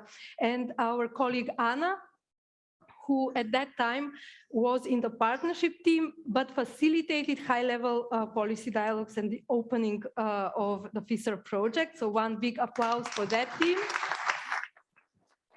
The third package of the project was about capturing the knowledge, packaging, and arranging for further processing. We were like a factory. And within this package was the work of the expert advisory group, the local experts. Initially, the manager was Robert, and then Tara took over. So big applause to them. The fourth package was managed by Tara, and then we had country teams. For North Macedonia, my colleague Nina Agic was country manager. Then for Kosovo, it was David Sturm. Montenegro, Tara started, and then Želimir continued, or actually Tara stayed till the end. In Bosnia and Herzegovina, I started, and then Jasmina took over, exactly. In Serbia, Tara started for 2 years with her new duties, then Gasper joined. Albania, David started, then Polona, with Bojana as event manager, and for Turkey, David, and later on, Aida joined. Bensu was event coordinator, but I need to also say that after Tara took over the third package, Bensu became manager of this country, in-country training delivery. And the fifth package was about all regional events. It was managed by David Sturm. Yet I have to say that beside Robert, the closest collaboration was with David and Tara. And I warmly thank them for everything that we did together. Unfortunately, they are not here with me, at least not physically. But from this setting emerged the new leadership of the new project. And I'm very happy, honored, and also proud to announce that Tara Vasiljevic will manage the next project that comes after FISR. And she will be joined by Nina Agic, Polona Sirnik, and Aida Turk, and Mojca Petrovic. In which capacity, how, and what, it is now the moment when I give when I give the what's the word for the when people run in athletics, stafeta. to Tara. Yes, to Tara, who will present what's coming next together with her team. So I wish you, Tara, all the luck, success, and all of you continuation of what we started. As I said, it's an ocean. Second wave is coming, and who knows, maybe even third. All the best.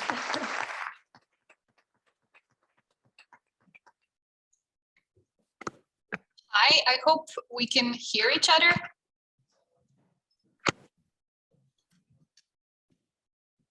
Can I maybe get a signal from the colleagues in Istanbul that you hear me or that my screen is visible?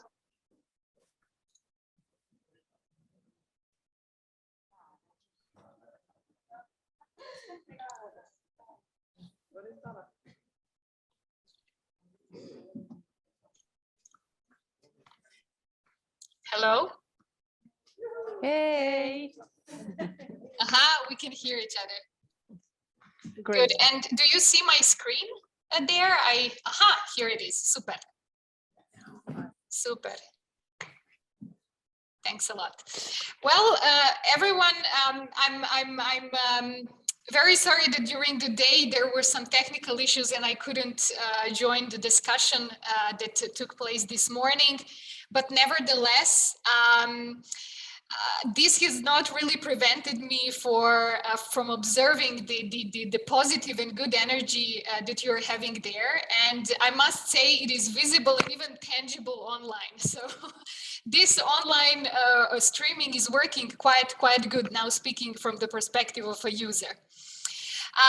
However, also being a part of the team who worked on the preparation of this event and the implementation of the overall FISR project over the past years, I would really love to take this opportunity once again and thank you for embracing this opportunity to meet after a long period, after a long break, and basically reconnect and rejoin the forces across the region in the field of ERP.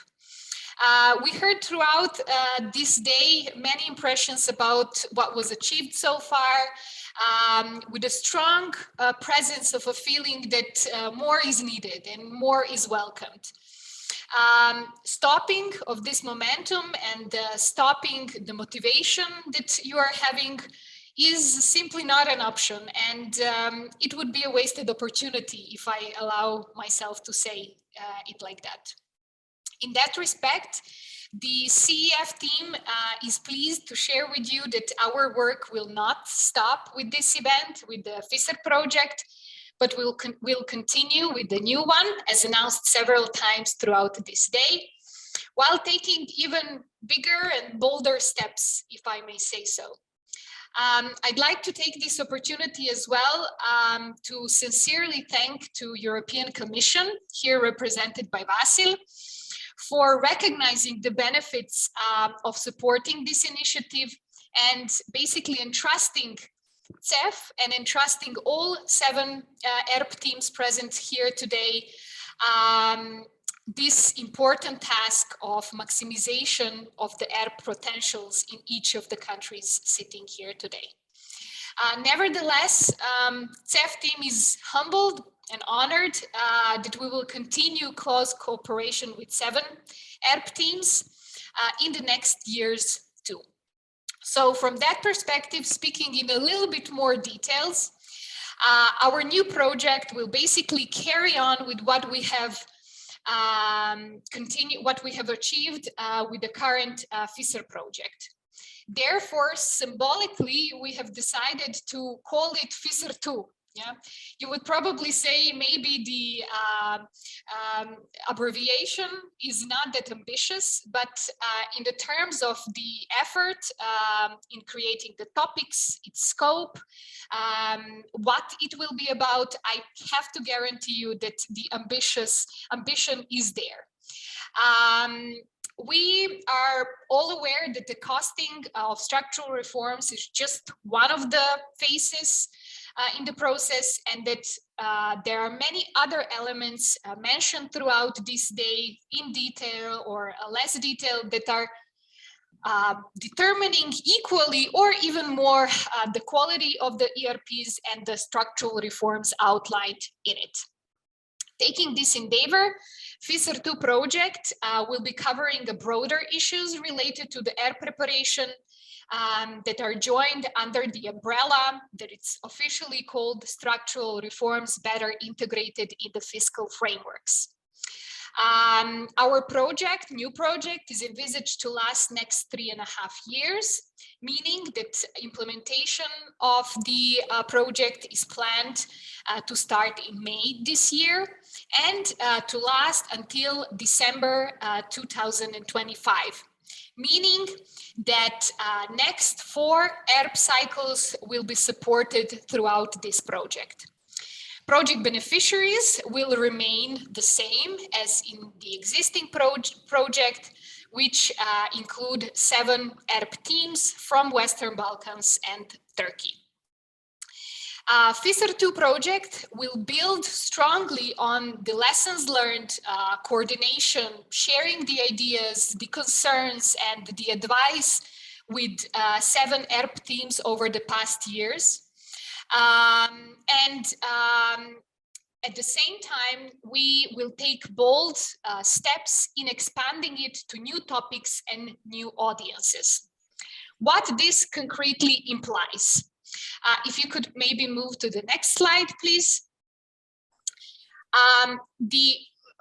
One more. Thank you. The overall joint outcome of this project is aimed at strengthening the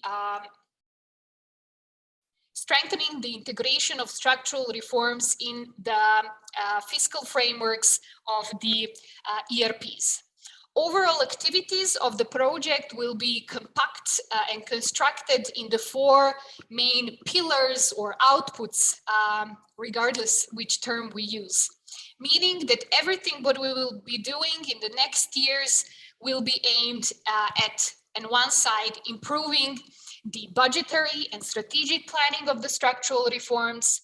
Then we will put emphasis even more into addressing your need to improve the impact assessment of the structural reforms and ensure that the monitoring of their implementation is taking place.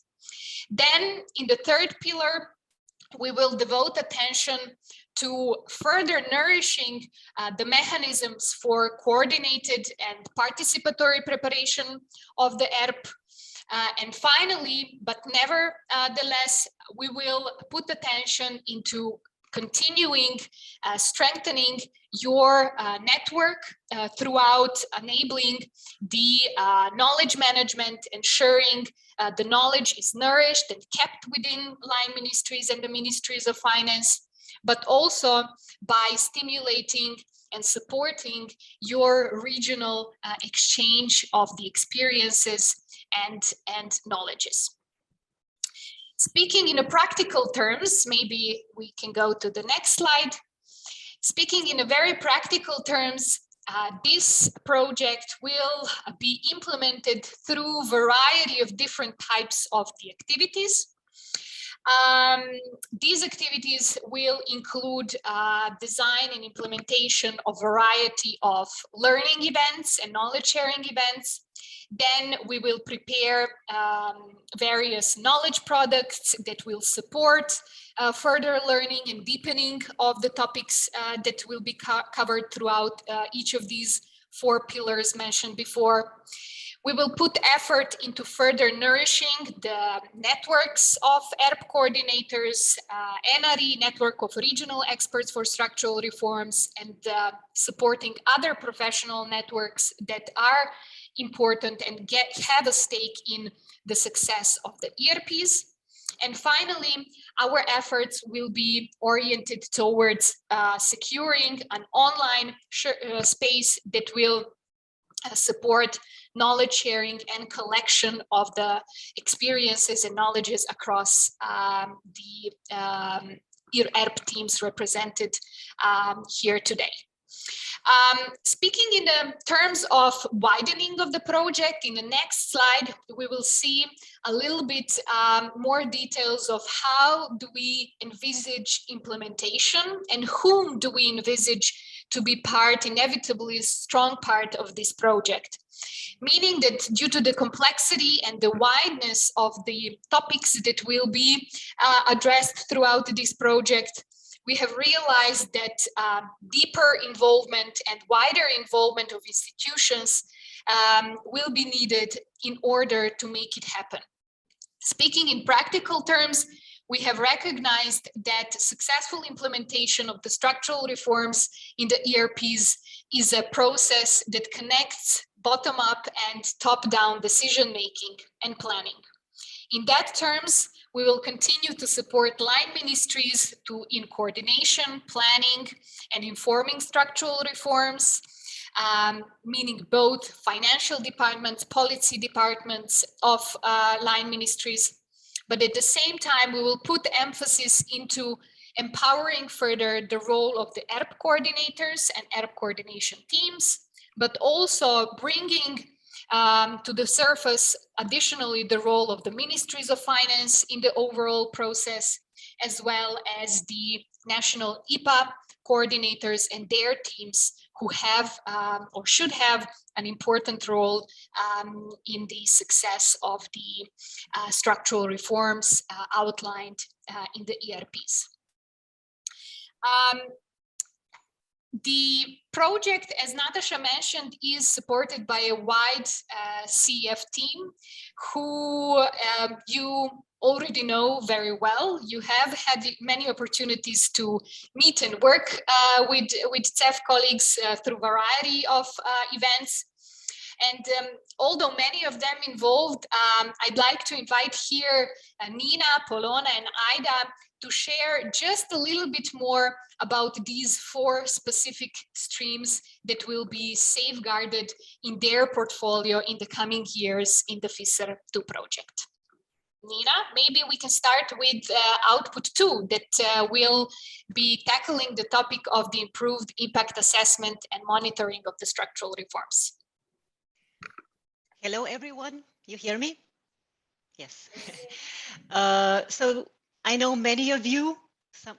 You also know me. For those who don't, you will actually get to know me through the next project.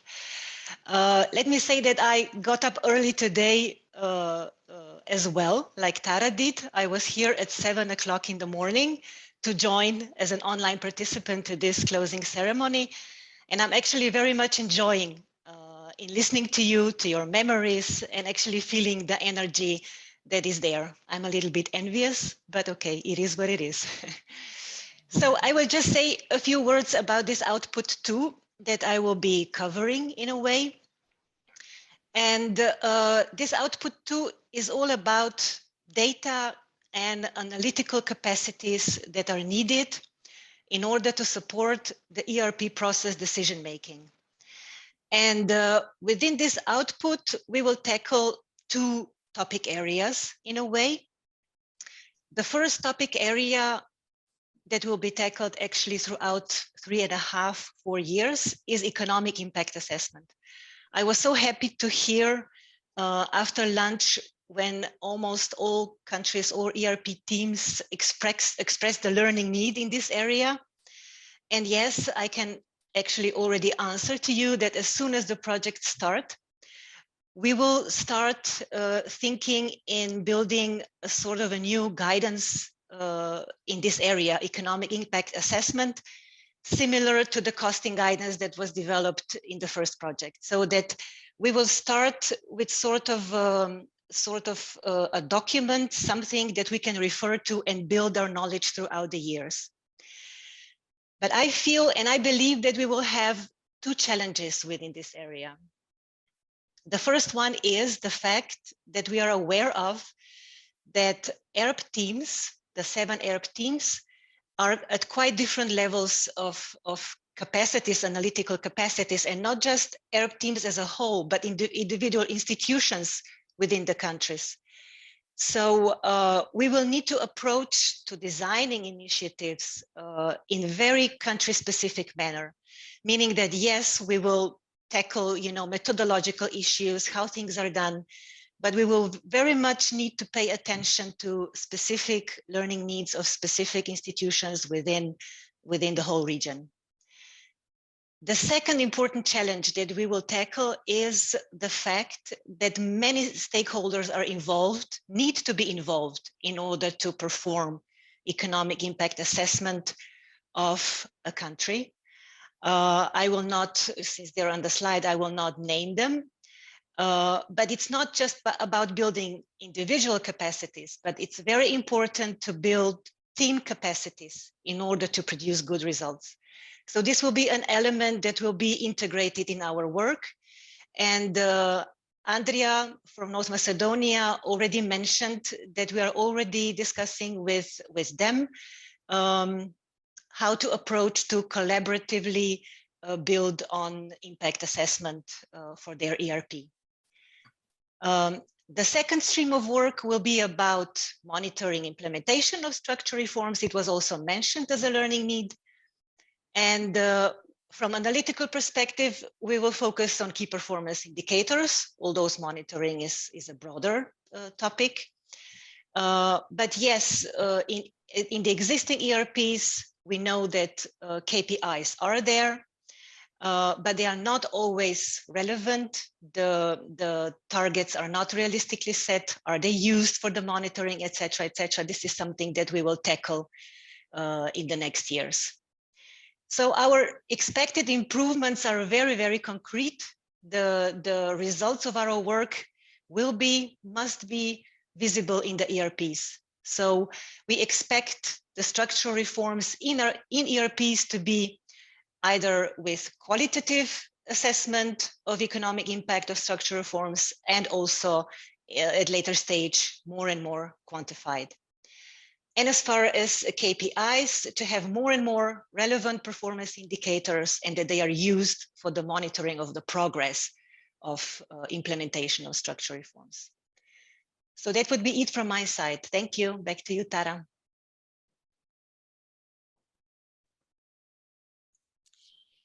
Maybe going in the next pillar that is concerning the, as mentioned before, the improvement of the budgetary and strategic planning of the structural reforms.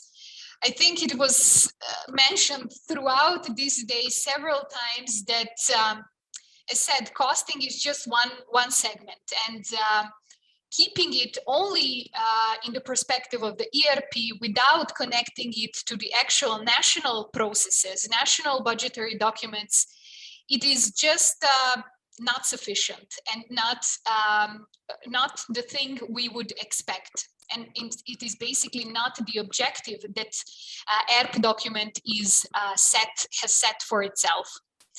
In that terms, the objective we would like to achieve throughout the activities in the area of output one is to enable better integration of the structural reforms in the fiscal frameworks by enhancing the capacities to carry out medium-term budgetary planning of the structural reforms, then to link or to strengthen the link between strategic planning and budgeting, and finally, to tackle the importance of adequate programming of external resources as well. So going beyond the national budget as such. In this endeavor, our activities will be tackling various topics such as costing and budgeting of the structural reforms, meaning that we will continue to strengthen those areas, those measures that have observed lack of the adequacy of the tables 10A and 10B. However, at the same time, we will put emphasis into strengthening the prioritization of the structural reforms, their definition and scope by introducing the strategic planning process.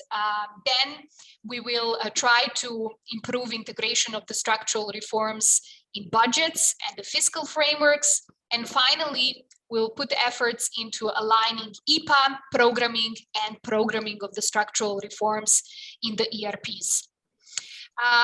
Given the complexity of the topics, many target audiences, target groups will be involved in these events, meaning that we will try to have on board both finance and policy units from the line ministries. We will try to engage budget departments of the ministries of finance and remind them about the importance of ERP. And finally, we will strengthen the cooperation and presence of the national IPA coordinators in the ERP preparation, IPA units, and EU integration units in both line ministries and ministries of finance. Okay, thank you very much, Tara.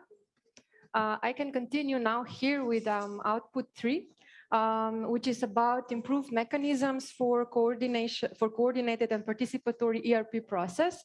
So basically, this output aims to address the coordination process itself, and it will build on the second objective of the FISR 1 project.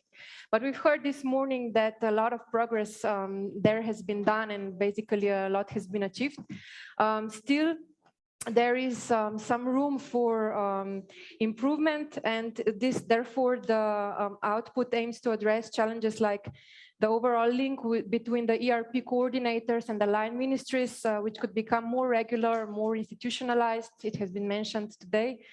There are also difficulties for technical staff to reach high-level management and deliver key messages on the proposed structural reforms and the ERP. So the process needs better institutional and political support.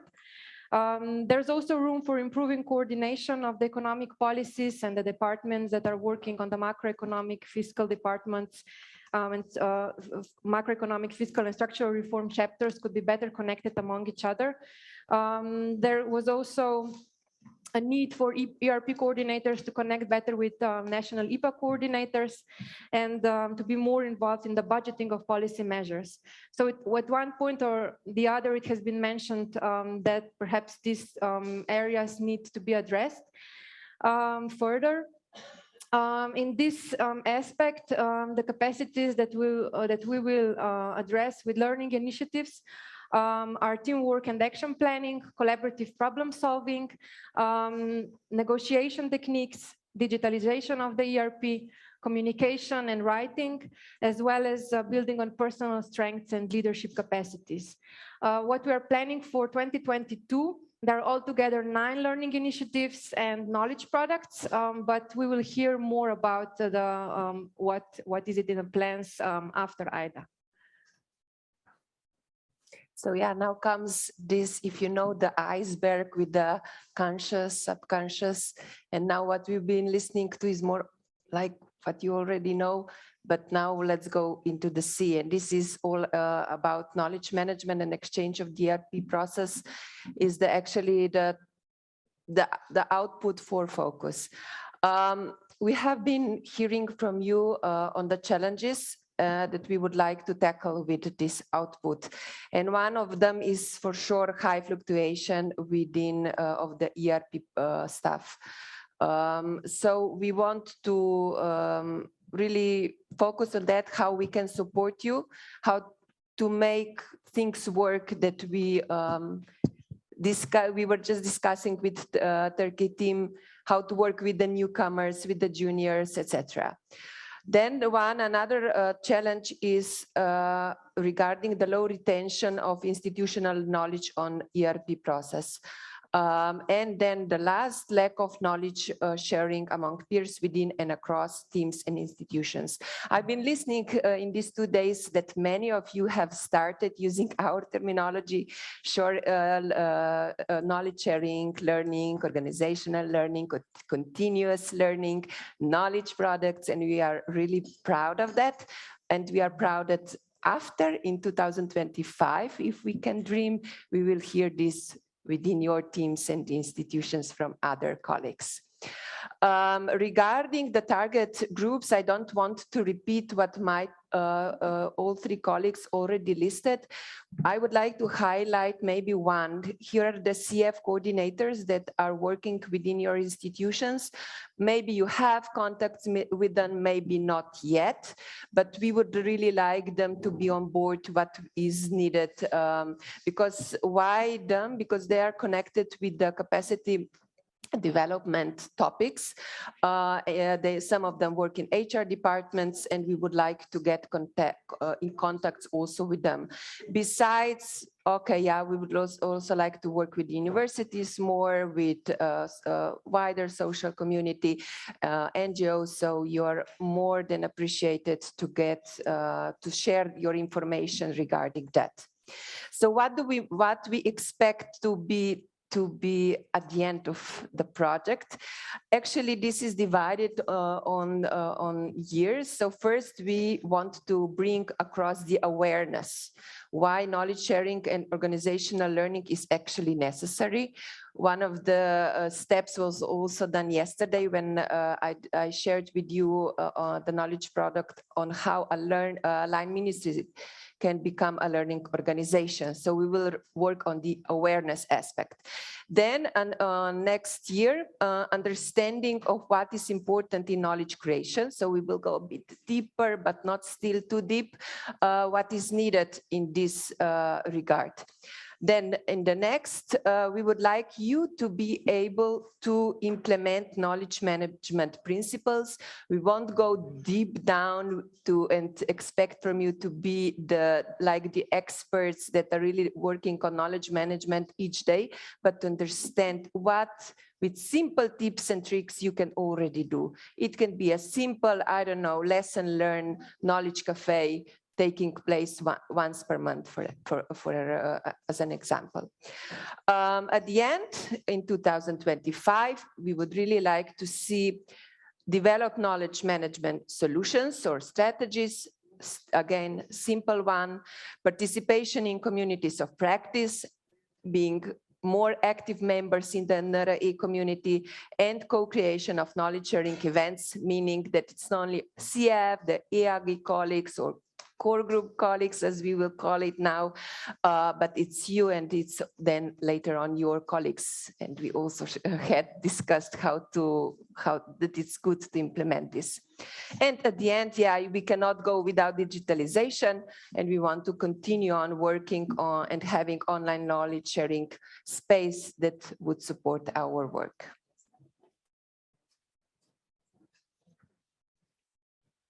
Now we would like to point your attention to upcoming learning initiatives. So basically, there is the first event coming in May, which is training of trainers on learning methodologies and tools.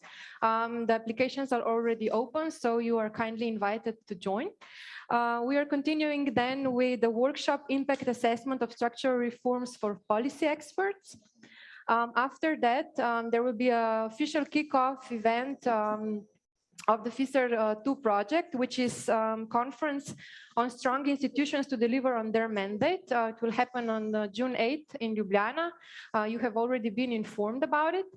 And then there is a launch of the ERP 2023-2025 planned for mid-June. We're still waiting for final confirmation of the dates. Then there are 4 customized workshops planned on team action planning for the ERP process. After that, in autumn, in September, there are ERP and NIPA coordinators as inspired leaders. And then the workshop strategic use of structural reforms. There will followed by hybrid event on key performance indicators for structural reforms. And then we are also planning 7 customized workshops on programming structural reforms for the ERP 2023-2025. This has been a lot of information in very short time, just to maybe some keyword caught your attention, but otherwise you're very kindly invited to follow our website, CF Events website, where you will find a list of the events, and we invite you very kindly to browse through it and to apply. Yeah, and then finally, let's see in the video who will actually work with you in the next 4 years.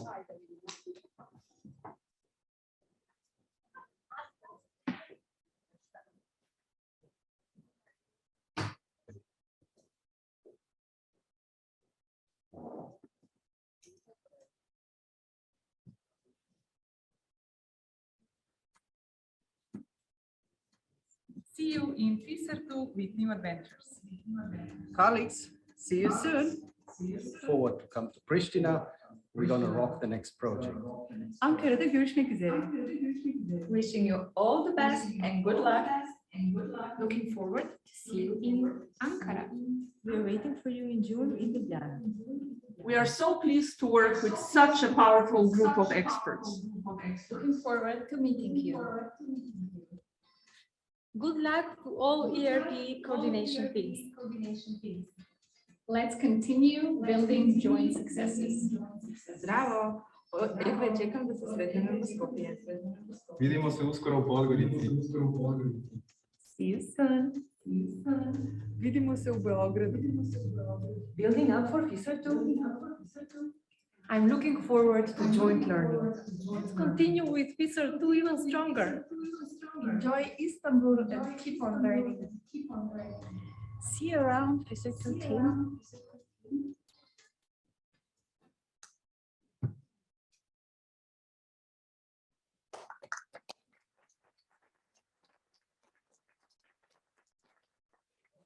Thank you. Thank you very much. So this is it. The wave came down and the new is starting. And something that I'm very happy about is that Vasil will stay operational manager of the next project as well. So we will have continuity on the side of the European Commission, despite that their own changes and turnover of colleagues. Vasil, what would be your message now for our colleagues, for the ERP teams, for the SAFE team? Yes, thank you very much, Natasha. I hope you can hear me well. Yes. Thank you. Yes, I have been listening, to your remarks, and I understood that you basically already discussed the main achievements of the current project. The colleagues from SAFE greatly presented the follow-up project. So I would, just turn now to some personal remarks from my side. I must say, I remember, our launch event in Ljubljana, and where we were saying that the personal contact is very important. I think back then we knew how the meaning of these words will evolve. So today, to see you all together, basically the most of us who were able to join in person, it's really nice feeling. It's a feeling that this project was starting nicely together, and to see that also the finish of the first stage of the project, you also succeeded to have a personal meeting. That's really very nice. And as colleagues already said, for us who connected remotely, it's indeed nice to see that this spirit, you can basically feel it, that you have a very, very nice spirit in the audience there. So I think that's absolutely a big achievement. Another big achievement that I would like to underline, that we can also see that all 7 ERP teams in the region became one big family, and that's it might be not written in our documents, in our logical framework, but this is probably one of the most precious achievement, one of the most precious contributions we could, provide from the side of European Commission, and of course also from your side as a SAF implementing partner. So I think this is something we all highly appreciate. Yes, maybe last but not least is to say, Natasha, that it was a big pleasure to cooperate with you and Robert personally on the implementation of this project. Big thank you, of course, to the whole SAF team, but Robert and you were my my main contact points in this project and in CEF. And you know, it was a big honor for me and big pleasure. And I have learned a lot from both of you.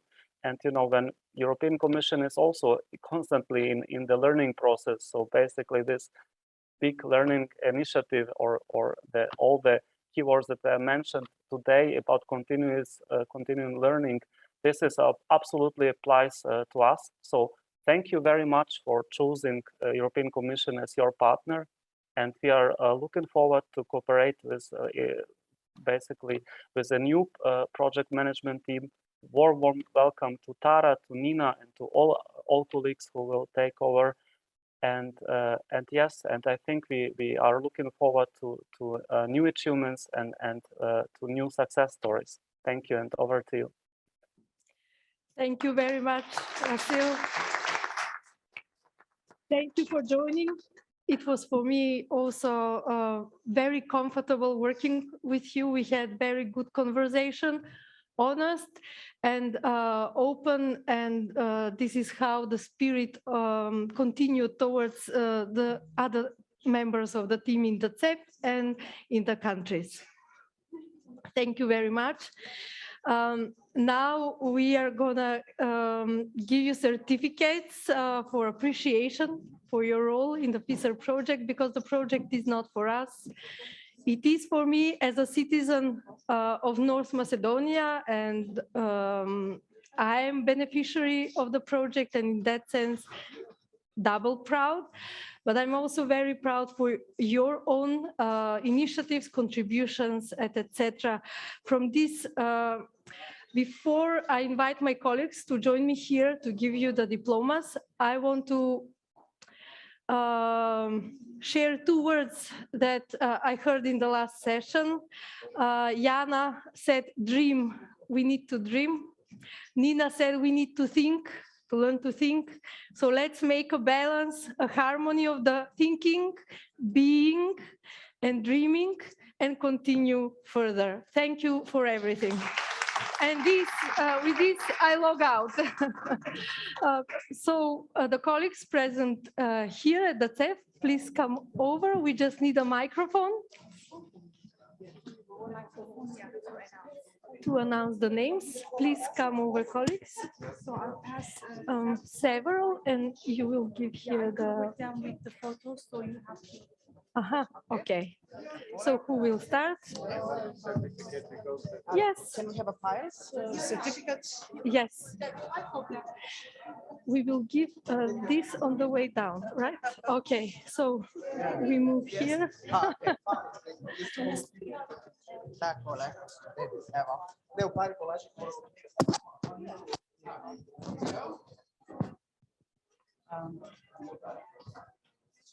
Yeah, so we are starting. Yes. I would like to warmly invite Verica Ignjatovic.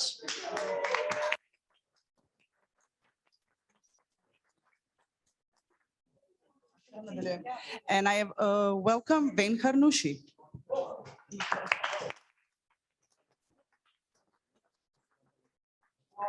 Thank you very much.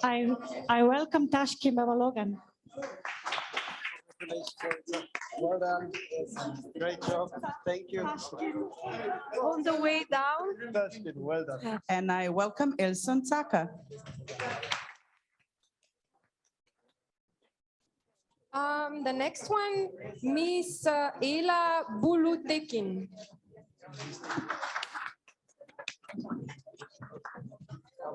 Yes, very well done. Vesna Cvetanova.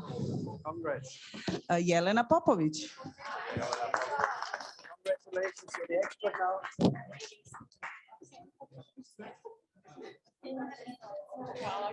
Vesna, very well done.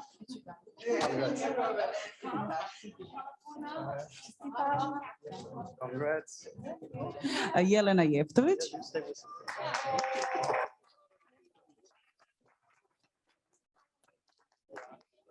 Thank you. Pleasure to She's We also have certificates for our professors if they want to, but they're in a conversation. I see Professor Janes is over there talking, so maybe later. Okay. I call my aperitif. And I'm calling Jovan Borisic.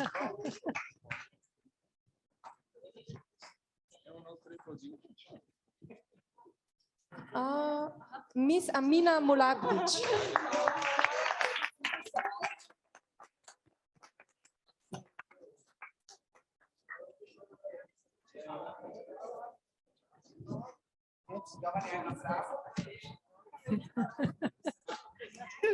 Gorica Radulović. Prvog dana do zadnjeg.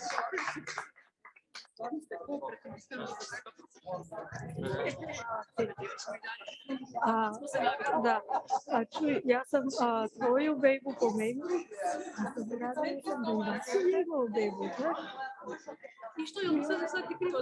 And another one for our professor, Muimir Mrak, warmly invited.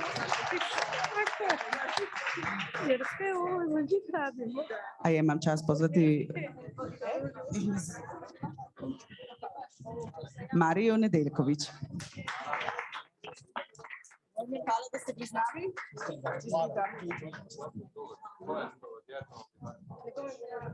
Gilberta Salamaj.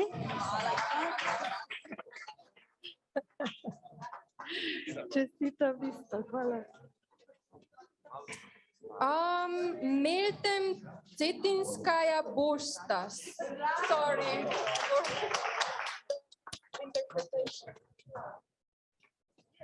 A ja imam čast pozvati svoju imenjakinju Bojanu Bošković.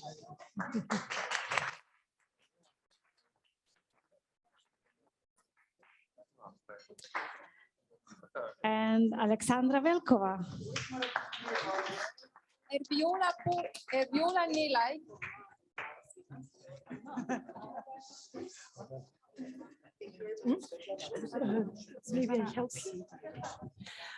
Pozivam Svjetlanu Aksentijević. Čestitam, hvala vama.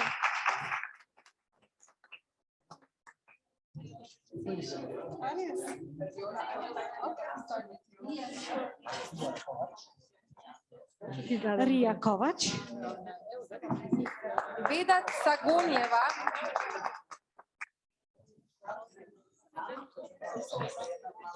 Momentum za spomenu.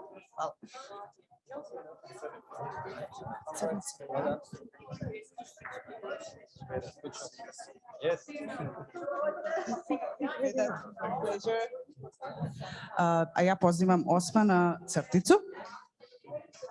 Miss Jelena Rančić. I Funda Boskor.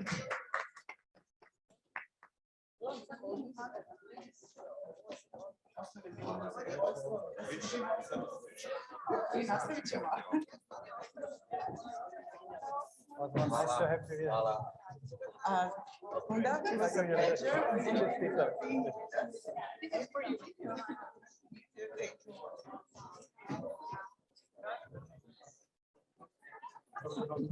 Sonja Husi. Marcet Harizi.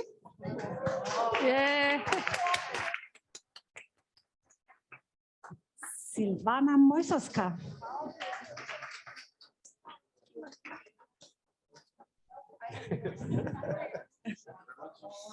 Sonia. Really great to have you, boss. Marcet, absolutely. Kevin Triska.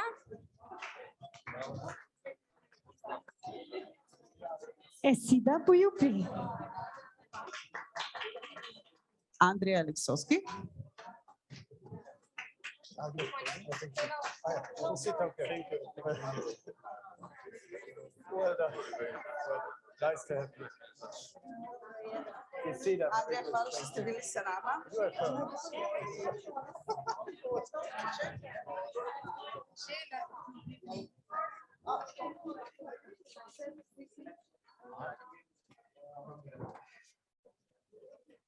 Jelena Tast.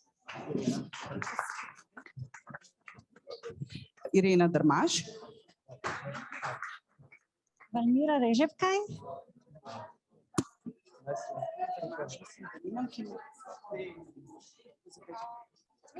Janko Udović.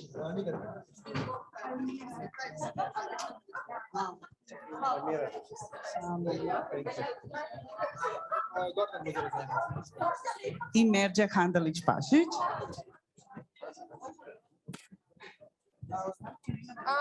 Melahat Kutlu.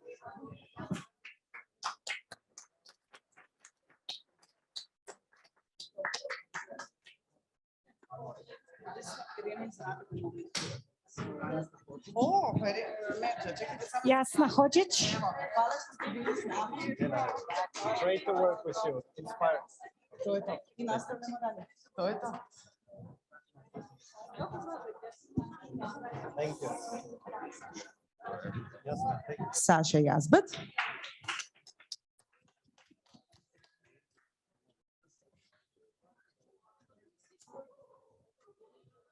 Snježana Mugoša. Dijana Ilić-Zubović.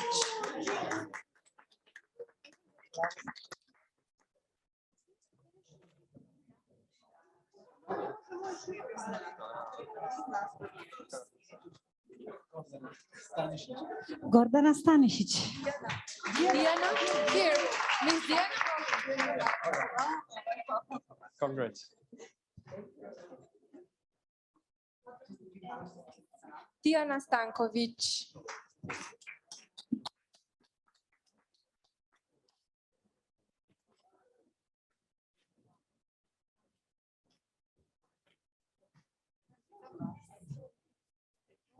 Nice film board. Drago nam što ste bili sa nama.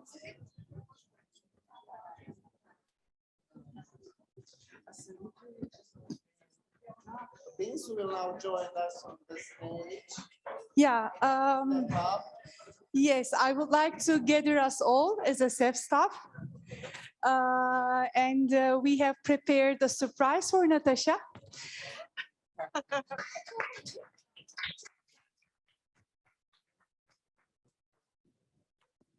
So on behalf of whole SAFE team, please accept it as a gift. From us to you. And I would also like to connect to Jana. She wants to join us here. Yeah, thank you. Do you hear me? You hear me? I feel like big brother watching you, or rather big sister watching you. But I tell you, I'm a really proud sister here. Thanks to everybody in Istanbul for such a great professional event that you put together. But I actually asked for word in order to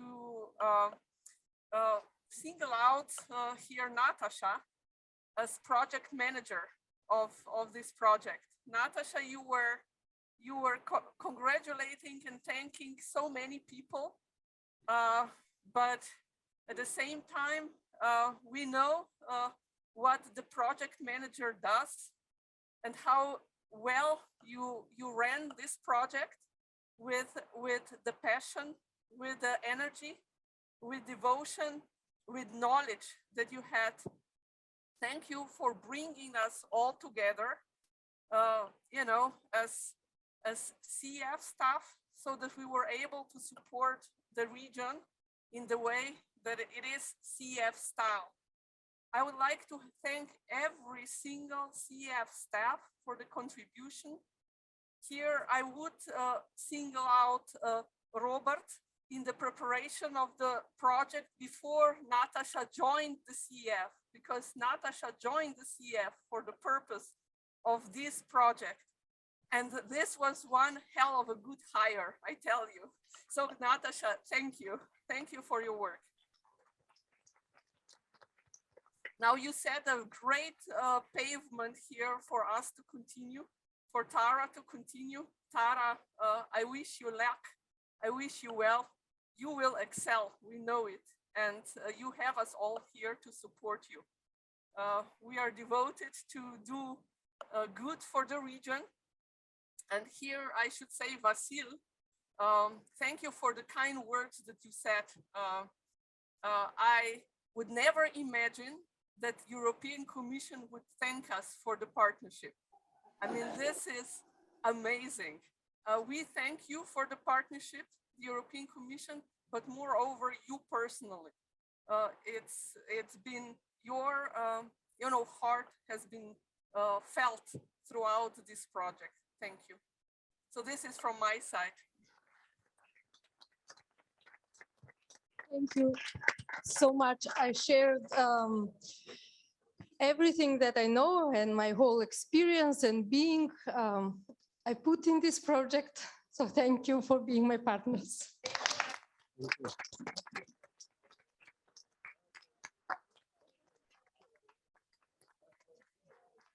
Yeah, I also want to thank you all for being with us, especially our online participants. Here we conclude our event and we'll be in touch. Thank you.